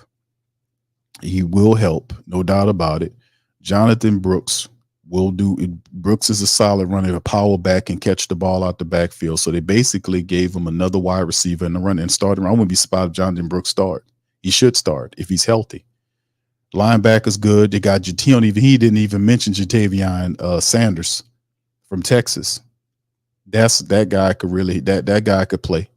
So like I said, and Jaden Crumedy is not a bad interior defensive tackle in his own right. So Carolina, they did a pretty decent thing. But see, it's all about Bryce Young, right? It's all about getting Bryce Young weapons so he can do his thing. And they really didn't have to spend too much on the offensive line in terms of the draft because they spent a lot of money in free agency getting guys on the inside there to help out. So it's all about Bryce Young. They did all they could do to improve the offense. The defense got some help in the draft and in free agency, but really the offense is about driving the offense forward with Bryce Young there. And, they got a new coach there that is going to make sure that that guy, he did a good job with Baker Mayfield, and others. If you can take Baker Mayfield and turn him into what he did for Tampa Bay last year, he can do that for Bryce Young. Let me tell you. All right. Then of course we go to the Saints draft. Grade B they give us. It felt like a guarantee that the Saints would take an offensive lineman in the first round, and they got themselves a good one. Fuaga's an imposing presence who should immediately step in as a starter at either tackle spot. Given the possibility of Marshawn Lattimore's trade, the Saints needed a cornerback, and McKinstry was a steal with the 9th pick of the second round. Trades left the Saints short on mid-round selections, so the talent in this group lacks some depth there, but taking Rattler in the 5th round is one of the most interesting picks of the entire draft. The South Carolina product, who ranked as a number 7 quarterback, has all the skills to become a starting signal caller at the next level. And that's what I constantly get when people talk about Spencer Rattler. They either go all the way to one side or all the way to the other side. Now, like I said, I'm not incredible. I'm not all the way to one side or other, but I'm not really particularly were impressed with Spencer Rattler in college. I watched him play. I watched several games of him play, and I seen him make plays, but I wasn't particularly impressed with his style of play and impressed with him as a quarterback. But, I know he has potential. I know he can throw the ball. I know he has a degree of accuracy, and I don't question his IQ. I mean, he's one of these guys that can process it fast. But, like I said, I'm going to be patient with the pick because I want to see what Clint Kubiak see, because that was Kubiak pick, obviously. Clint Kubiak picked that kid, so that's his quarterback. So it's something about him that he likes, and perhaps he could turn him into something. Maybe he might see a little Patrick Mahomes in him, like somebody made mention of. Perhaps he can. So we'll see what he got going on there. That was very interesting, because I didn't think the Saints would take a quarterback at all in this draft. I really didn't. All right, so let's keep it up. They gave us a B. And then, of course, the final, for people who might not know about what our other adversaries did, the Tampa Bay Buccaneers did some stuff there. They replaced the human trash can. I think that's what Cam called him, who played center. I won't even mention his name. They replaced him with Graham Barton from Duke. They think he'll kick inside. Chris Braswell, the defensive end from Alabama, which was a very solid pickup by them, by the way. Tyke Smith, one of my favorite safeties of the draft. They got him. Jalen McMillan from Washington, a very solid wide receiver. And Delvin Cope at the back of the draft with 246, a very interesting project as a tight end, has all kind of potential. And even Bucky Irvin from Oregon, this is a lot of Oregon people went in that round. He's undersized, but he has he can catch the ball. He got a lot of speed. He's very twitchy, and they obviously got an idea for him. And then Elijah Klein from UTEP, he's okay, just to add depth there. So very solid draft by Tampa Bay, man, to go along with what they already have. Now, I'm not very sure what they did in free agency, but this is a very solid draft, man. The Bucs quietly had a strong weekend. Barton is an impressive offensive line prospect who, after finishing his career at Duke at left tackle, figures to play at center. It's a unique transition, to be sure, but his combination of athleticism, processing skills, and physicality gives him a Pro Bowl potential on the inside. Braswell, our 6th-ranked edge rusher, is a nice addition to Tampa Bay's pass rush group. McMillan could be a productive slot receiver alongside Mike Evans and Chris Godwin, and Irvin's pass-catching skill set could make him a great complement for Rachaad White. This group could help the Bucs take another step forward. So the Buccaneers, we got to watch the Buccaneers, right? And I'm going to just be honest with you. I think that's probably what we need to do. We're going to have to keep our eyes on the Buccaneers. We got to keep our eyes on the Buccaneers, to be honest with you. And like I said, we weren't watching them last year, and the Buccaneers turned around and stole the NFC South. We were paying attention to Atlanta. We were looking, elsewhere. But we kind of wrote the Buccaneers off because Tom Brady leaves. You got a couple other losses, and there's no way you're going to do anything. You got Baker Mayfield as your quarterback. Ha, ha, ha, ha, ha. Right? Baker signs a 1-year deal for $4 million, goes there and outperforms our quarterback for half the cost. Now, he got his contract, his money now, and he leads the team going forward. But the reality is the Buccaneers, man, they're not, they play for their coach. They did lose the offensive coordinator. I want to see how that affects them. But if all things kind of stay similar, in terms of the draft and what they did, they still are a solid threat in the NFC South. You can't look away from them because they're sitting with the crown in the NFC South, right? They're sitting with the crown. But anyway, they get a B. So everybody in the NFC South in terms of the grade gets a B, except for the Falcons. The Falcons get a D from this guy. They get a D. They get a D because of Penix. They said Penix wasn't a good move. He's too old. 24. It acts like the damn man Chris Twinkie or somebody. Y'all remember Chris Twinkie? When Twinkie came into the league, man, Twinkie was old, man. All right, Joe Dog, thank you for that, man. He says Rattler got that mixed race like Mahomes, I see. But yet, bro, people keep saying that to me. You're the 3rd person or 4th person to tell me that. Like, man, I see some Patrick Mahomes in Rattler. And I'm like, I don't know. Yeah. See, I try not to, because see, Pat Mahomes, you seen he was going to be a good one, right? When you watch Pat Mahomes, you seen it in Lamar Jackson. You can see it in the quarterbacks. Like a lot of these quarterbacks, you can see it, not in all of them, but they're going to be good. You've seen it in Lamar Jackson. You've seen it in I seen it in Justin Herbert. You see it in Josh Allen when he came out from he was out of what, small school, I want to say he came out of, but you could see he had potential. He's a big quarterback that had athleticism. He could throw the ball. They were concerned about his accuracy, boy. And he got some stuff to work on. But some guys you can look at it and you can see it. You can see it. Pat Mahomes, when he was playing, you could see it in Pat Mahomes that he was about serious business. Yeah, he was somebody that can be special. Then it takes the right situation for him to be in. But yeah, Joe, appreciate the super chat, man. But it's like, bro, you're like the third or fourth person that told me I see Pat Mahomes and Spencer Rattler. And I'm like, I don't know. But man, listen, that would be wonderful. But Clint Kubiak, maybe he sees Mahomes and Rattler. I don't know. Only thing I know is when I watched Spencer Rattler play, I wasn't impressed with his style of play. I wasn't impressed with it. He looked like an average quarterback to me. That's what he looked like. He didn't look like somebody like, even if I talk about Pratt from Tulane, who went later on to Green Bay, right? Even if I would talk about Pratt had 4 years of college experience, right? He was 6'4", 6'3", 6'4", 6'3". I think he's about 6'3" or so. He got some weight on him, and he stood in the pocket, would deliver the ball. He was accurate, and then he played for Tulane, and he beat up on a lot of teams, especially 2 years ago. This year he was banged up. Maybe he'd have went a little higher, but he was banged up during this season.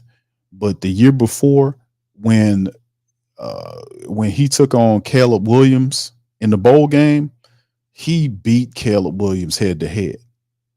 He was making the throws. He was throwing the touchdowns. He was cutting their defense up.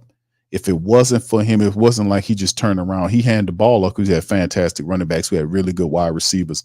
But Tulane really put itself on the map with Pratt when he beat Caleb Williams head to head. That was a phenomenal game. I was watching LSU's bowl game. I turned that shit off and turned on Tulane.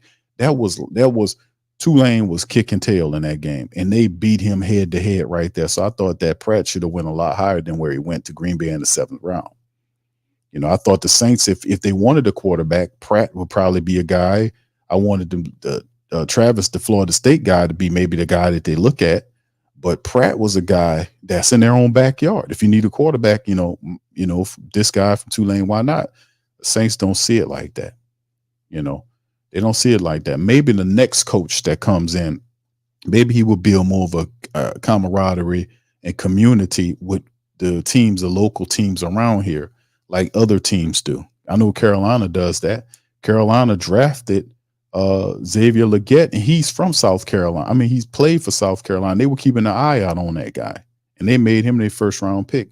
I don't remember the last time the Saints did that. Well, they'll take take a guy. What was it going all the way back to? Y'all can throw it in the chat. The last time they did a local town, was it Archie? Am I going that far back? It's been a while, man. But outside of that, yeah, we'll see, bro. We'll see. When I watch him, and I ain't just watch him 2 or 3 games, I watch him more than that. I want to say at least 7 or 8 times I watched Spencer Rattler play. And when I watched him play, I seen him make plays. But in my mind, when I go back and think about Spencer Rattler, when I watch, he was just a normal quarterback to me. He wasn't a bad quarterback, but it was nothing. It was nothing that stood out like, man, this guy is going to be such and such. I just didn't see it.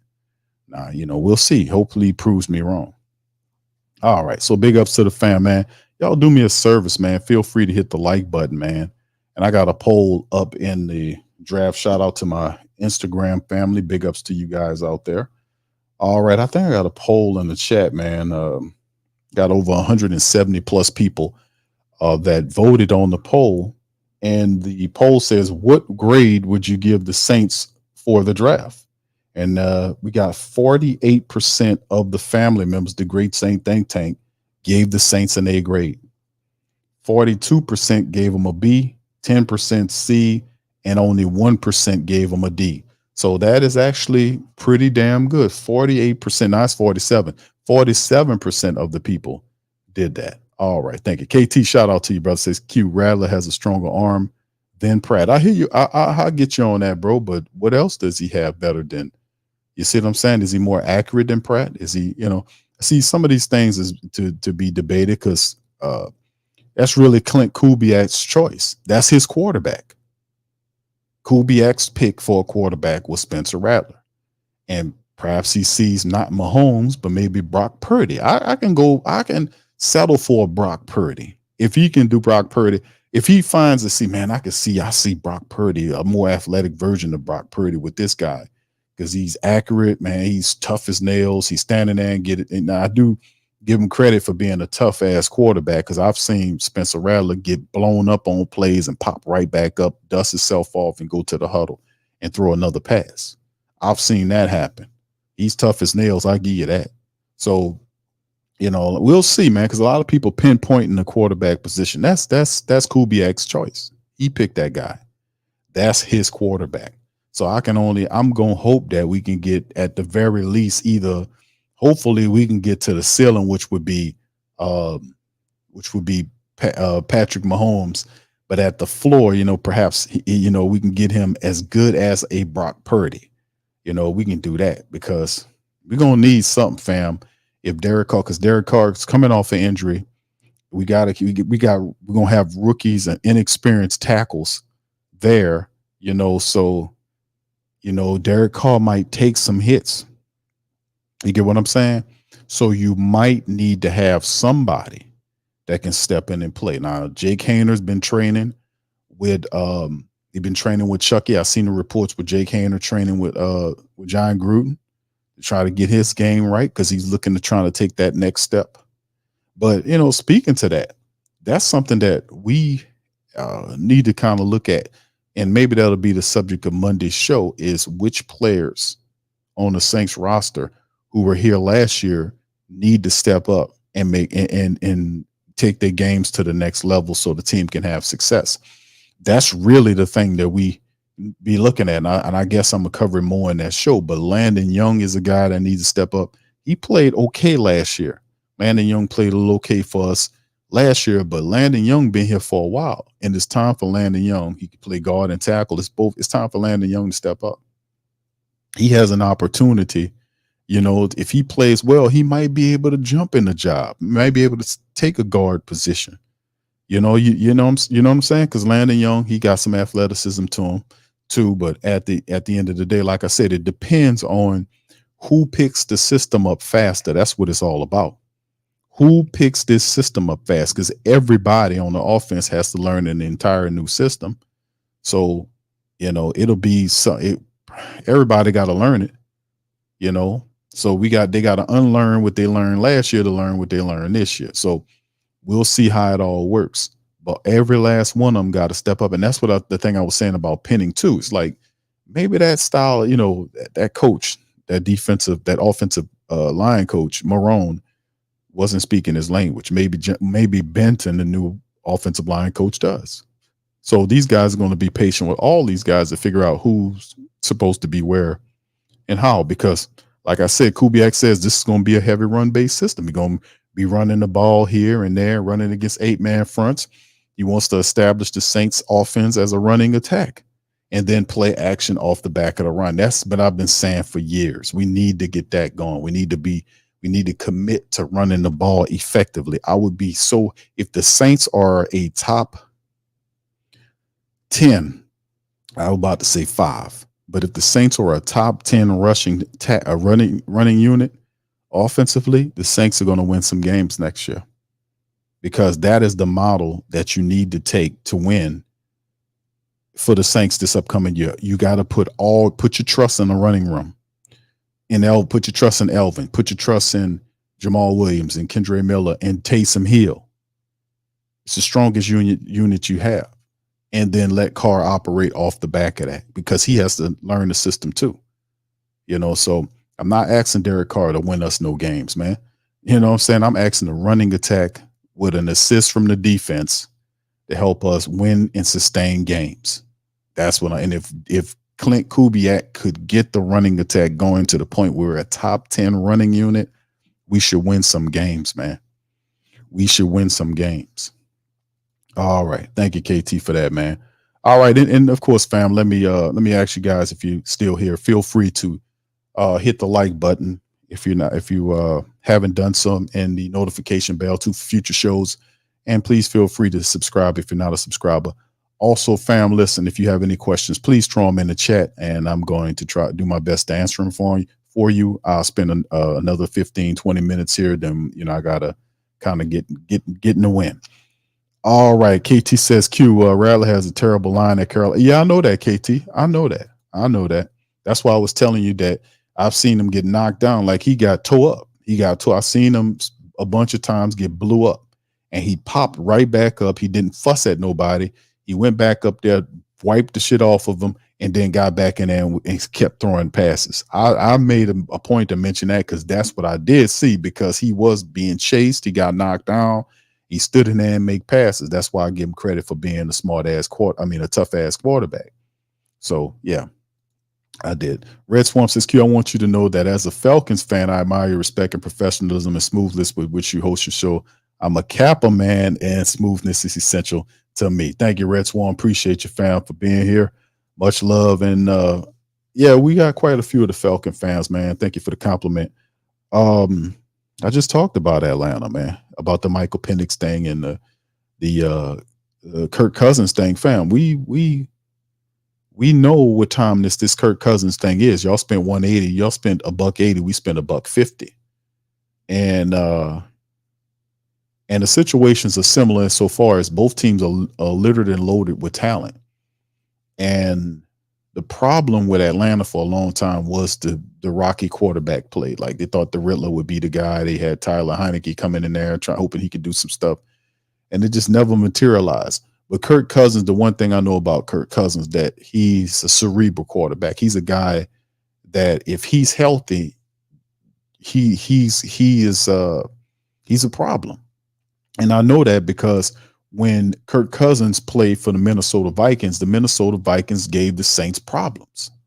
We could not, in the playoffs, they gave us problems.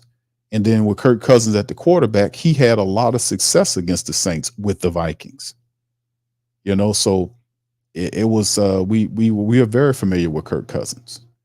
But coming off a major injury, that's why I said I'm not that upset with them for taking Michael Penix there, because I watched a lot of Michael Penix games, and Michael Penix could play the curb. And I'm saying, like, when they took some of these other quarterbacks when we was doing the live streams, and it's like you have your picks and chooses, but some of these guys are not ready to play. I'm gonna just be honest with you. Michael Penix is a guy that played a lot of football. He the knock on him, a lot of people were saying, is the injury history, because he had a bunch of injuries that he had to shake back from to going, to play football. But he was able to do that. He's accurate. He moves around a lot. He processes the game fast. And he's ahead of some of these other guys that they drafted in the first round. He is. And listen, a guy like Bo Nix and guys like that are rare, because Bo Nix played a ton of games in college. If you're a head coach coming out and you drafting a guy like Sean Payton, that was the perfect pick for Sean Payton to get Bo Nix. The perfect pick, because Nix has a ton of college games that he's played in. He's smart, he's accurate, and he don't have a big arm, but he knows football. He processes things well. And if there was a rookie quarterback that Sean Payton would need to get, it would be a guy that have that much college experience. He played a ton of college games. So, that's what I'm saying. That helps out in the maturation process. Like some of these other guys, they're not as ready as a Michael Penix in my book. They're looking at ceilings. When they talk about all these quarterbacks, they can't necessarily go stat for stat with a guy like Penix. You know what I'm saying? They would then start talking about ceilings and potential. He potentially could be this, that, and the third. He's 6'3", 230 pounds. He could throw the ball 40 yards down the field. But, all that kind of stuff, but he only got 20-something touchdowns. Against this amount of interceptions. He played this couple of years, and this is what and then you look at the game, this kid ain't ready to play. You might have to sit him down and play another guy for half a year or whatever, and then kind of work him in to get him going on. Penix is a guy that played a lot of games. He processed the game different. He was a lot readier than some of these other guys, in my opinion. I was saying it through the show. They were talking about Michael Penix going all the way down to the second round and all. I was like, man, he bet not drop that far. It's because all quarterbacks are different. Most quarterbacks and people, let's just talk not just quarterbacks, but players differently process the game faster. You got people out there that's just naturals, and some of them that got to work at it. Some people got to work at it. Some people are just naturals. That's just how it is. I didn't create the factory. The nature did. Some people as children, some people are walking faster than other people. You see what I'm saying? The babies come out. Some babies start crawling fast. The next thing you know, they walking faster. Some of them, it's just different. Everybody's processes are different. People's concepts and being able to pick up things are faster than other people's. It's just what it is. So that applies in football too. And when you see a Penix play, you see a Bo Nix play, you see a Jaden Daniels play, you see a Kyler Williams play, you can look at these guys and say, yeah, these guys, they could play it. They can win. They'll be able to wing it at the next level because they have the attributes needed to be successful. You just have to put the right scheme with them and protect them and put the weapons around them so they can be successful. So, that's how I look at it anyway. But anyway, all right. But thank you. Appreciate you, bro. All right. Big ups. What's up, GM Kev in the building as well. All right. Saints for Life says, according to Spencer, Sean Payton made him study his playbook before he had to visit with Denver and tested him. He was able to nail the test. Well, I know about I speak about Spencer's. He does have a good IQ there. Swarm says, Q, I was thinking the same thing. Bo Nix is perfect for Peyton and what he wants to do. Yeah, it's Sean Payton, bro. We know Sean Payton for years. Sean Payton never took a quarterback and turned him into anything. And now his job is dependent on him taking Nix and turning him into something. He just has to make sure he has the line and a running attack, which Sean Payton could do. Sean Payton will make sure you have a strong offensive line and a good running attack. He will give you that. And making sure you put weapons. So like last year, building up the team, getting rid of people that don't fit his style and system, but he's going to build that line. He's going to build that offensive line up so he can run the ball. And if you have a quarterback that's accurate enough to do it, that's a perfect pick. Bo Nix was a perfect pick for Coach Payton. I got to give him a shout out on that, man. All right, Saints for Life says Penix has big arm and Smart has all the tools to be successful. I was saying that, bro. And I know people are tearing him down because a lot of people didn't see Spencer at number. They didn't see not Spencer. They didn't see Penix at number 8. But don't say shit about Drake May at 3 or whatever it was. Like this guy is not or JJ McCarthy, at where he went. I'm like, these guys are good young quarterbacks, but they're not ready to play. They say, those guys are 2 years or something younger than him. What does it matter if he could play? What does it matter? And like I said, if you got an older guy like that and he's coming off a major injury, man, I would rather if a situation occur, I would rather have a quarterback that I drafted, I believe in, behind an older quarterback in case that guy gets hurt. Then you sitting there, you spend all this money, the guy gets hurt, and you standing up there like, what the hell? You're looking like the Jets did last year. The Jets had no backup plan. So the guy mentions, if you're thinking about the Packers plan, he's 24 years of age. No, I'm thinking about the goddamn Jets plan. What's the Jets plan? The Jets plan, they picked up Aaron Rodgers, and then when Aaron got hurt the first game, they had to go to Zach Wilson. That's the year before the year plan. That's a good plan I don't want to follow. All right, anyway, man, you know how it go.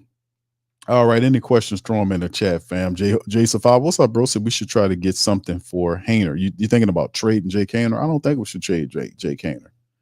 Let's let them fight it out and see who wins, bro. That's what it comes down to. Let's see what we can let them. Let's see if we can fight them out. All right, Saints for Life says the video HC head coach and OC that gets you better ideas about Spencer New Orleans. Okay, all right, shout out to them, man. All right, Backwoods says, are we going to see if Spencer got that rattler in them? Yeah, that rattlesnake in him. We'll see. All right, KT says Ram has a degenerative knee issue. Indeed, man. Yeah, and that's been bugging him for a long time, man. The Saints really hid that key from us because we didn't realize, because they ain't tell you how bad it was until last year. Like you'd start realizing. I knew there was rumors about him. And the question I was asking, like, man, he been dealing with that knee issue. It happened, right after not right directly after, but a little bit after he signed that contract. And he got hurt. And ever since he got that big contract for the Saints, been battling that injury. And he hadn't taken the time to properly get it taken care of. It's career threatening.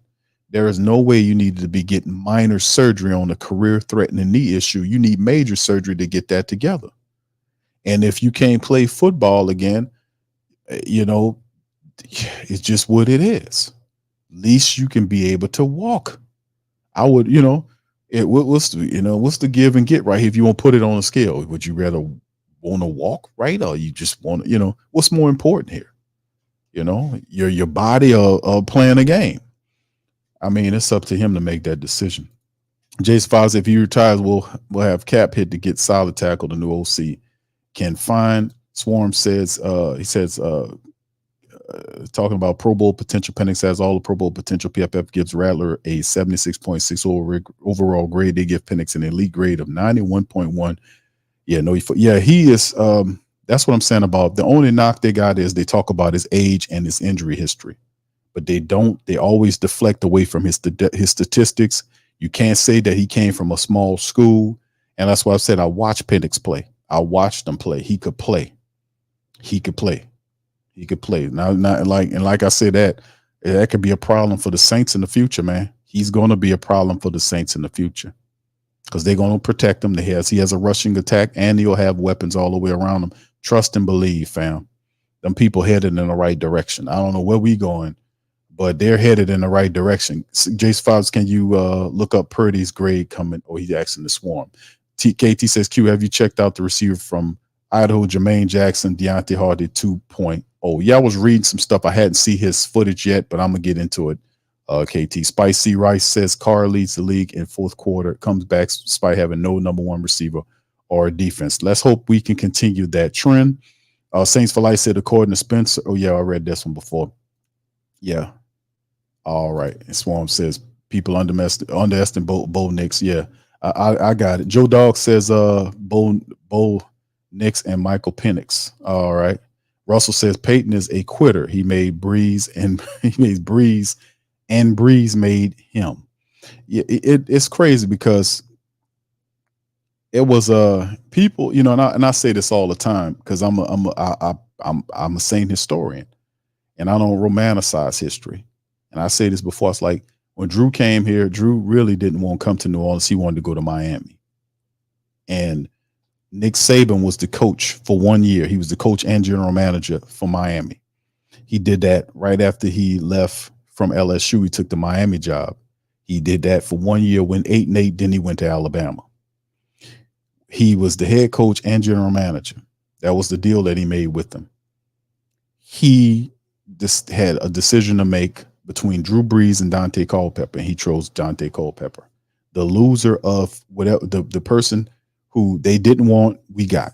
So if they would have selected Drew, we would have got Culpepper, and vice versa. And that's how it happened. So that's because Drew didn't want to come to New Orleans, man. New Orleans was decimated by the storm. He was looking to go to a place like Miami. That's where he wanted to go. Nobody wanted to come down here because we was coming off of losing, stuff like that. Sean Payton took the job, and Sean wasn't who Tom Benson wanted. Tom Benson was trying to get Gary Kubiak as the coach. He wanted Gary Kubiak. But Gary Kubiak wanted to be the New Orleans Saints coach, but he wanted Tom Benson to match the contract that the Texans gave him because the Texans wanted him. And he said, listen, he brung the contract. He brung his offer to Tom Benson and said, could you match this? If you match this, we good. Tom Benson said, no, I'm not matching that. I'm going to go with Peyton. That's how it played. So it is weird. Then you get them together. And then they work together for many years. Drew knows the system so well that he basically runs it on the field. Him and Sean Payton, or with that in the third. And Mickey Loomis also is in the mix because Sean Payton is telling Mickey Loomis what to do. Mickey, I need this, I need that, I need this, I need that. And Mickey went and made groceries. whatever a grocery list he gave him, he went and made groceries for him. He made groceries for him. So it's kind of weird how all that works, and it worked out, man. And they kind of made each other, man. And you can see how Mickey Loomis is kind of lost without Sean Payton's guidance, man. All right, Hemisphere says Peyton ran Drew Brees to the ground. That's true, he did.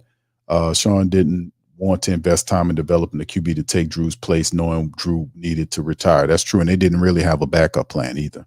They did bring in guys like Teddy Bridgewater and promised him that he'll be the future quarterback, and then he'll end up telling somebody else that he did that like 2 or 3 years in a row where he was just playing all these little weird games.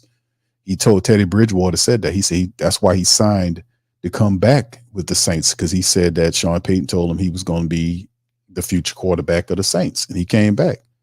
And then when he tried to circle back to him again for a third time, he told him no. That's how he ended up going to Florida, going out there, because he didn't believe him. I covered this all on the show. They were sitting up there lying to these guys, telling them one thing. You can't be lying to these people. You got to keep it real and tell the truth. But he was lying to them. But yeah, I don't play favorites, bro. I tell the truth. James, what's up, brother? James says, Q, I'm with you. I'm not understanding the bad grades for Penix. It's masterful, in my opinion. That's how you properly transition to today's NFL at the QB. Lions, Steelers, Jags, Falcons. We all have good QB rooms. Indeed, bro. That's how I see it, man. Brother Pat Rich says, Saints are set. We just need that party locker room. Agent Denise is just too tight. I guess he says you don't need the party room. You mean like the Saint Club Saint? We don't need all that. They're going to keep that forever, brother. Japanese Hercules said, do the Saints have any plans to shift Alante Taylor to safety, or are they going to continue to use him at corner? My understanding is they're going to keep him at the corner position. I mentioned this. I talked about this exact same point just yesterday's show. It was either yesterday or Saturday's show. I talked about this same point, that when the Saints drafted Alante Taylor, they drafted him the same year when Chauncey Gardner-Johnson's contract was coming up. Him and Chauncey's contract and Eric McCoy's contract was up at the same time. And Chauncey Gardner-Johnson didn't want to come to practice. He was trying to negotiate a contract. He was missing out on practice. And while that was going on, Alante Taylor was in there practicing, getting his game together. Then Chauncey started to come back and play, but he would practice, but he wouldn't practice full practice sessions. He would just practice the half of the session and then Alante Taylor would step in. So they was trying to negotiate his contract, and he put up a big stink about wanting multi-year deals and all that. And the Saints was willing to give him a multi-year contract, but he wanted to be the top paid nickelback in the game.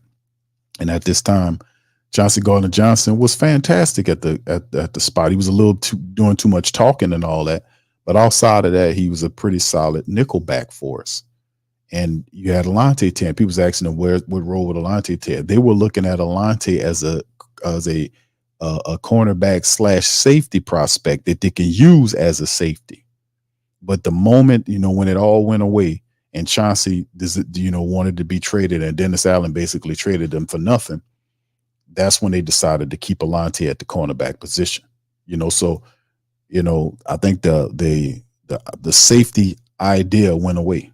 I think that's pretty much gone right now. But eventually, like, you got Kool-Aid McKinstry here. I don't think that means Alante goes to safety. I think he's just what he is here for, just to be a future cornerback that steps in if we can't afford Paulson Adebo, pardon me. We can't afford him. Then I go Kool-Aid McKinstry, because his contract is coming up in 2025. Paulson Adebo's is. And the Saints are currently cash strapped. So will they be able to fork over some nice dough to pay Paulson Adebo? Plus the injury situation that happens all the time to our cornerbacks, our top 3 cornerbacks, McKinstry provides a reserve value for there as well. So it's just an insurance no matter how, in both directions, Sam says, I would take Penix as the number 3 QB from the draft. I like the second round grade due to his injury history, but he's definitely the third best talent and ability. Absolutely. You can't get away from that. That's what I was saying. Yeah, they can only put a knock on his injury history and his age, but you look at everything else. Look at his production, look at his leadership, look at his accuracy, look at how many games he played on the big stage. He took Washington to another level, man. Took him to another level. Look, all them talented wide receivers coming out of there that he was thrown to. You know, he put them on the map up there, man. They had a really good team up there, and he was leading them, doing some good stuff. And he, like I said, he beat, like, Bo Nix was ahead of him. They had Bo Nix ahead of Michael Penix during the season. And then when they played head to head, and Penix showed you what time it was. He beat Bo Nix head to head, and that dropped Bo Nix down. But see, that's what I was saying, man. He was the guy, man. He was the guy. I think he's more QB NFL ready than Drake May. He's more QB ready than McCarthy. You know, it's just what it is. You know, Saints for Life says Ramczyk won't be able to move like he's supposed to in a new offense. Yeah, that needs a problem. Joe says if we could take any QB from the draft, it would be Jaden Daniels. I'm kind of worried he went to the Commanders. Yes, indeed. Survivor says Peyton needs a veteran QB. Hopefully Nick's is cerebral enough for Sean Payton. The nuances in his scheme. All right. Yes. All right. Yeah, Alontae Taylor is pretty good, man. He had some rough bumps last year, but you know how it is. I think that was his second year, wasn't it? So it'd be his third year. Katie says, Q outside of Tipton, who's your favorite undrafted free agent? I actually like Caboti, man, the running back that they picked up, the little undrafted running back they picked up. Go watch some film on Caboti, man. Go watch some film on him. Watch some film on him. He's a pretty good little running back there. Brother James says we need to follow that map at the QB who put heat on Carr. CQ, you peeped how Carr manipulated his other backups besides Rattler. Carr told them to get Hainer, and he called Peterman as backup. Yeah, I've said that, bro. Yeah, I said that. Derek Carr has been doing that, man. I said that. I pinpointed that. I said Derek Carr, they built a very comfortable QB room for Derek Carr. Very comfortable. That's why I'm counting on Clint Kubiak to come here and don't coddle Carr. And I think it shouldn't be about Derek Carr. It really shouldn't be. It should be about the Saints running the football. That's going to get us some W's. Now, every now and again, one or two games, you'll see Derek Carr, he might go off. But really, it shouldn't be about Derek Carr. It should be about the Saints running the ball and taking the pressure off Carr. He operates off the play action. That's it. I mean, because you're going to need to win. You got to hold. This is a complicated system this guy is trying to bring up in here. He talking about teaching it to him in phases. Like we building the Superdome, or we renovating the Superdome in phases. Well, phase number 1, we're gonna paint the walls. Phase number 2, we gonna tear out these old ass stairs. Phase number 3, we're gonna put holes in the roof and we're gonna put lights up there. No lights. We're gonna put sunroofs up there. It's gonna look brilliant. It's phase number 4. It's going to be about the business of putting carpet down, baby. It's going to be like an airport. It's going to be lounges here. And, of course, every lounge is going to have a concession stand. And every concession stand going to have $20 nachos, $18 beers. I can see it. We'll make a fortune. We'll make a bloody fortune. And that's what they did. That's pretty much how it goes. That's how I did it. And no, before you ask, no, Reverend Saint had nothing to do with it.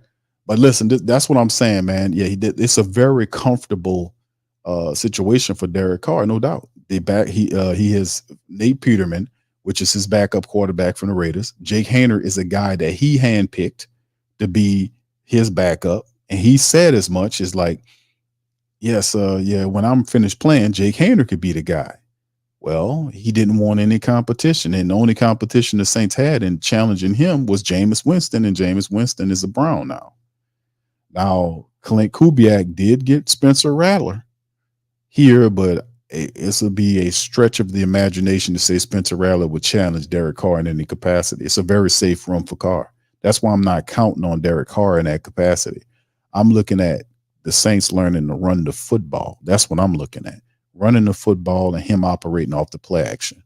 Because of this complicated system, they gotta have to learn it, So shout out to you, brother James. Thank you. All right, Metri says, can we get to see Kubiak? It says, what Kubiak is going to do with the dual threat running game and Kamara and Williams. I like the way he motions receivers across the field. Yeah, it's a very it's a very fun system. It is. Watching the 49er system, it is very lively. It's a lot of motioning going on, even double motions, guys shifting to the left, running left, then guys back to the right. The defense don't know what's going on. And then the ball is snapped, they shift, the guards are pulling to the right, blocking guys on the angle, freeing up the running back so they can get to the second and third levels. It's going to be beautiful. Hopefully he has the personnel to be able to implement this. But I applaud him saying that we need an identity and we need to run the ball. That's what I'm with that. I've been saying that. Brother Ryan says, why we ain't talking about Dallin Holker making a team? No, I think if he's healthy, he should make the team, bro. He should make the team. I said it when we was talking about it. We talked about the undrafted list of 15 undrafted college free agents that we had. I did that early in the stream. You might want to go back to it. But I talked about Holker. He got the size. He had the catching ability. He's mobile enough. It's questions about his blocking, but I was looking at the tape. I think he's a pretty normal blocker. But I also think he can create mismatches for your offense. I think he would be able to climb as far as the third spot in the tight end group, and see, that's the thing about undrafted guys, like especially at the tight end and the safety level. There's a lane for you if you own game.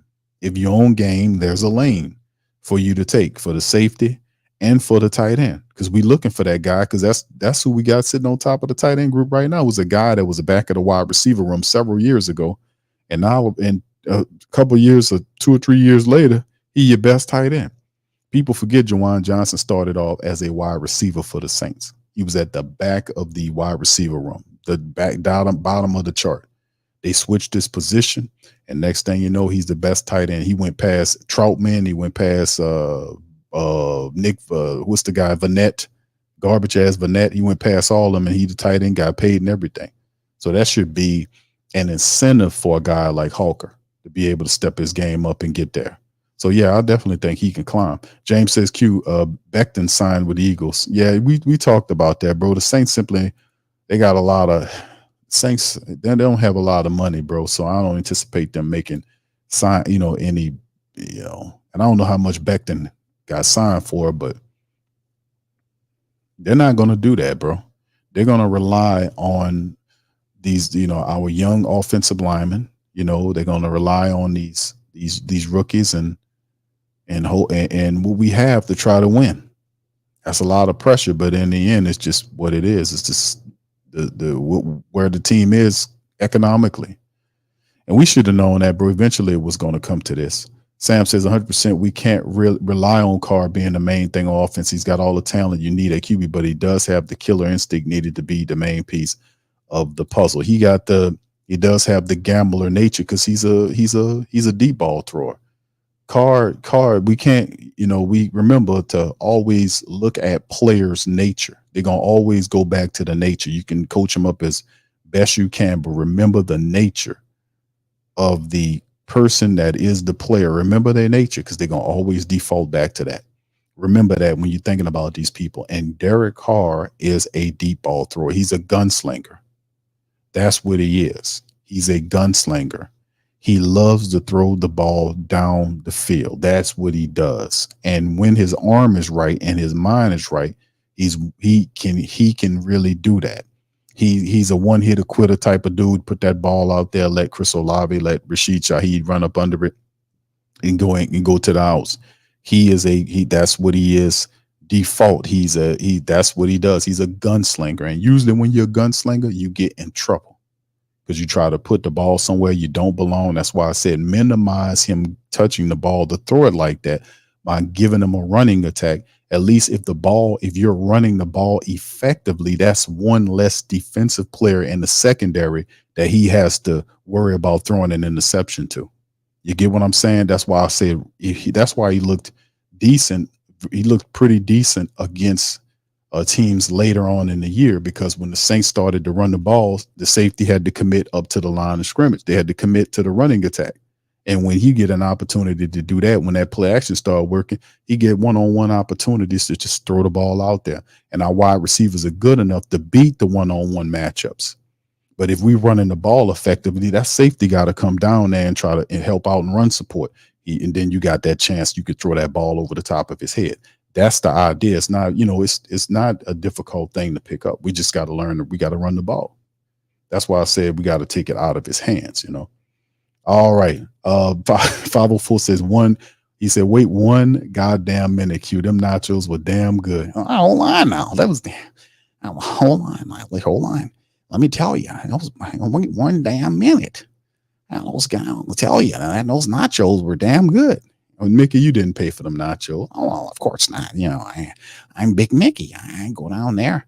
I get whatever I want. So you go down to the stadium, the arena store, and go in there and get whatever you want. You have to pay for it. You goddamn right. I go down there, buy a buckle. I want a Pelican shirt. I go and get it. I'm Big Mickey. I got it. I got it. Oh yeah. Mickey don't pay for no nacho, man. And Mickey don't pay for nothing down there.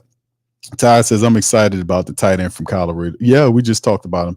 Yeah, Holker's going to be good, bro. We should be excited about him. He's one of those free agents that we should like a lot. Like we just talked about. KT just talked about it. Caboti, Jacob Caboti, from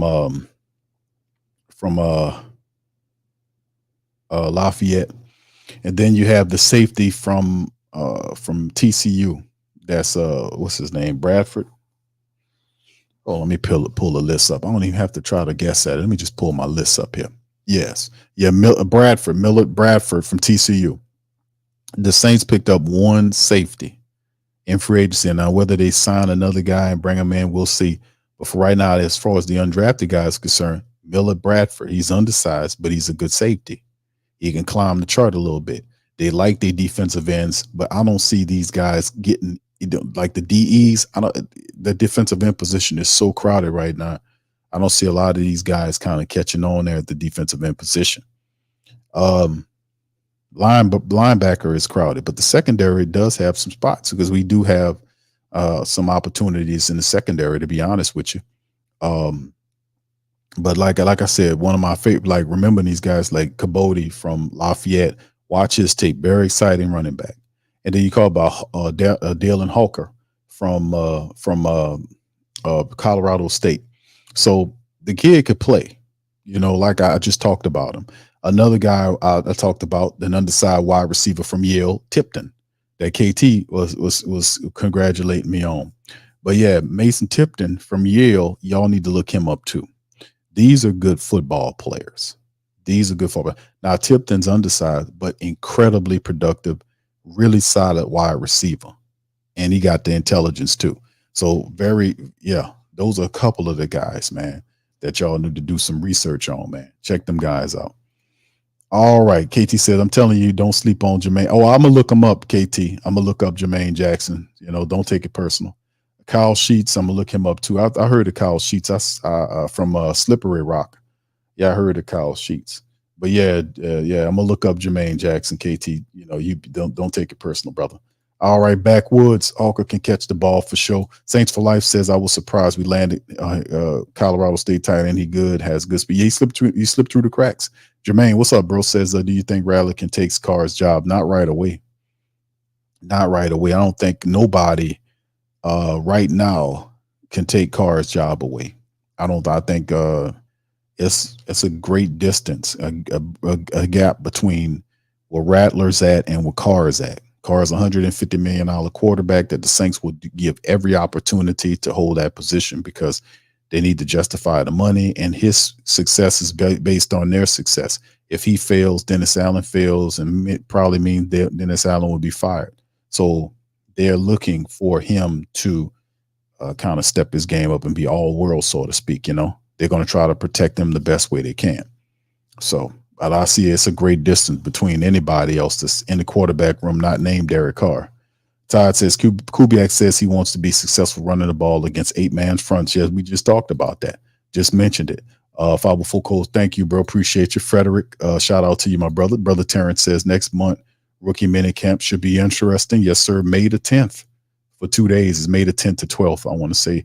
Saints for Life says TCU safety looks legit. He plays He got some speed on him. It's just the size thing, and he was kind of productive for TCU.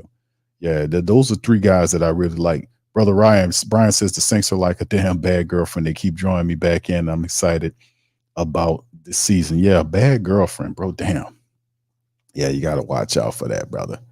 Yeah, but see, with your ex-girlfriends, bro, some people have this thing where I don't know, that's not me. Like if you dated, like really, you just had just a little short fling with a girl, and you'd be like, well, whatever.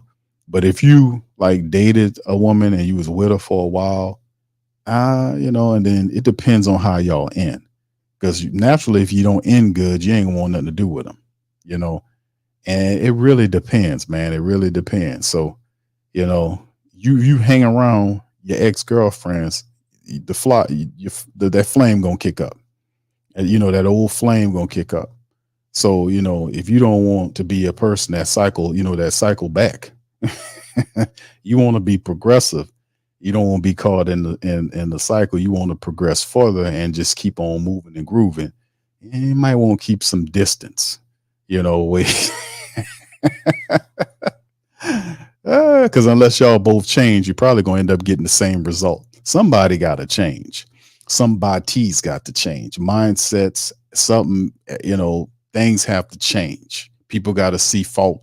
You can't blame it on the other person because you might have done something and you did together and bam, bam, bam. So, you just got to keep it pushing, baby. Keep it pushing. Don't let Reverend Say tell you that, though. Backwoods said Jackson will be returning punch. You think so? Jay Safava said that dude Hawker. So yeah. That's clear. I thought he should have gotten drafted though. He should have really got drafted.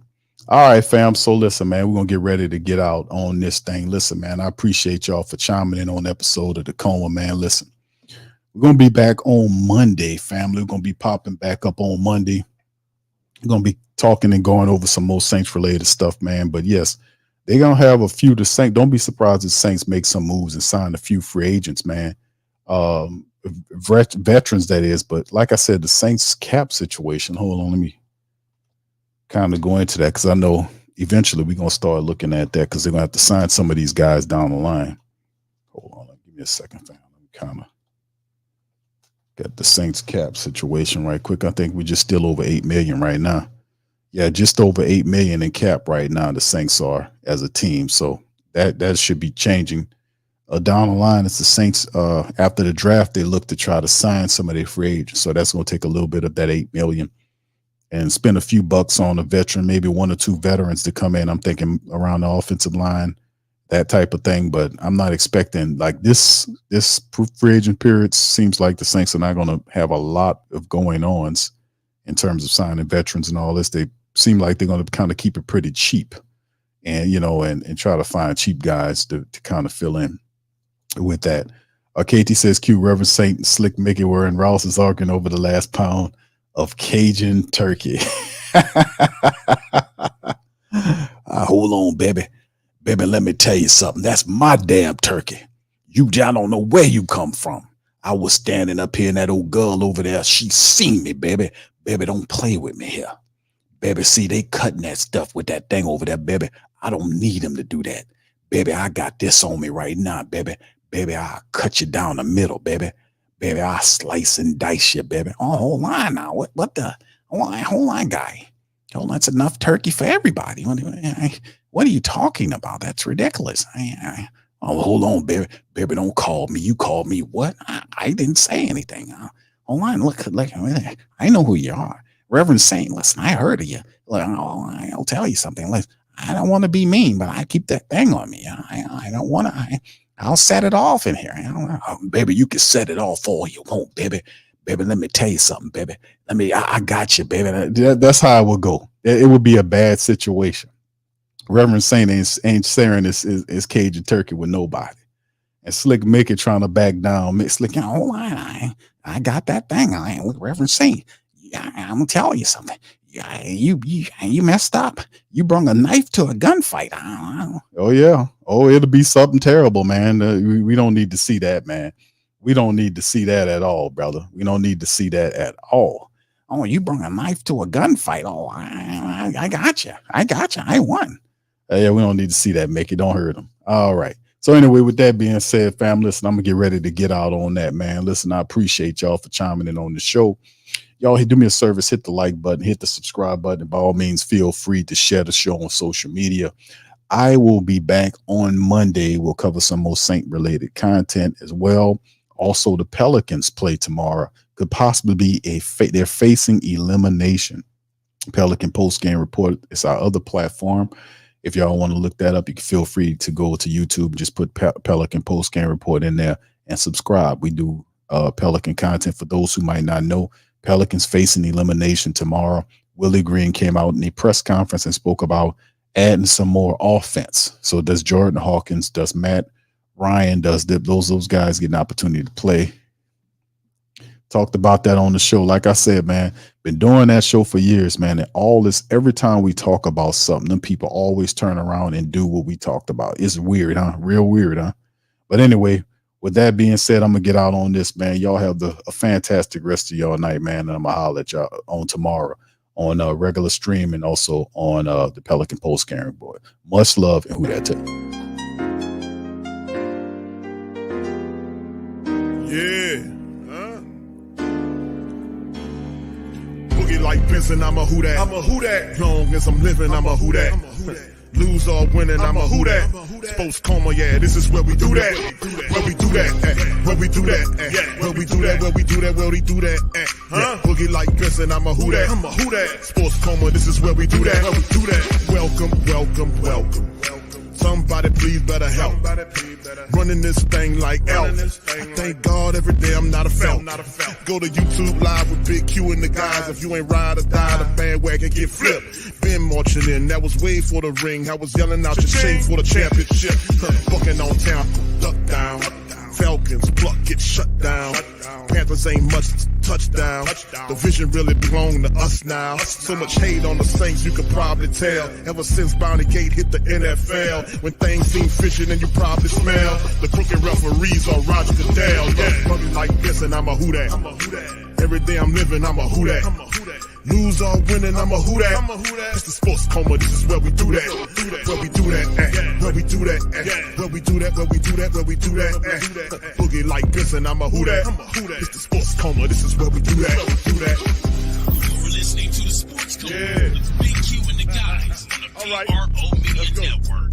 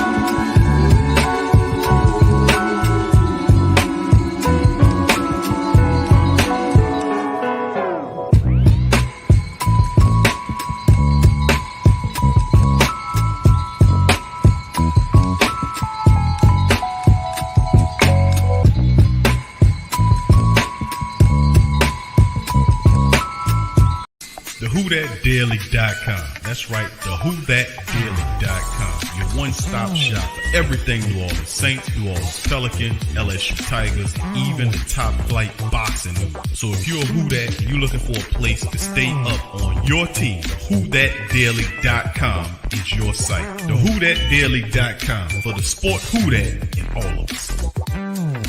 That's right, the Pro Shop is the platform store where you can go and buy all the latest merch to support the platform. Available at the Pro Shops, we have dozens of hundreds of products available for you and your family. Unisex tees for men and women, hoodies and sweatshirts, tank tops, kids and baby items, long sleeve tees, mugs, pillows, wall art, bath bedding, face masks, phone cases, stickers, bags, fanny packs, socks, hats, and many other items. Please feel free to check out the Pro Shops. The link is in the description section below. And remember,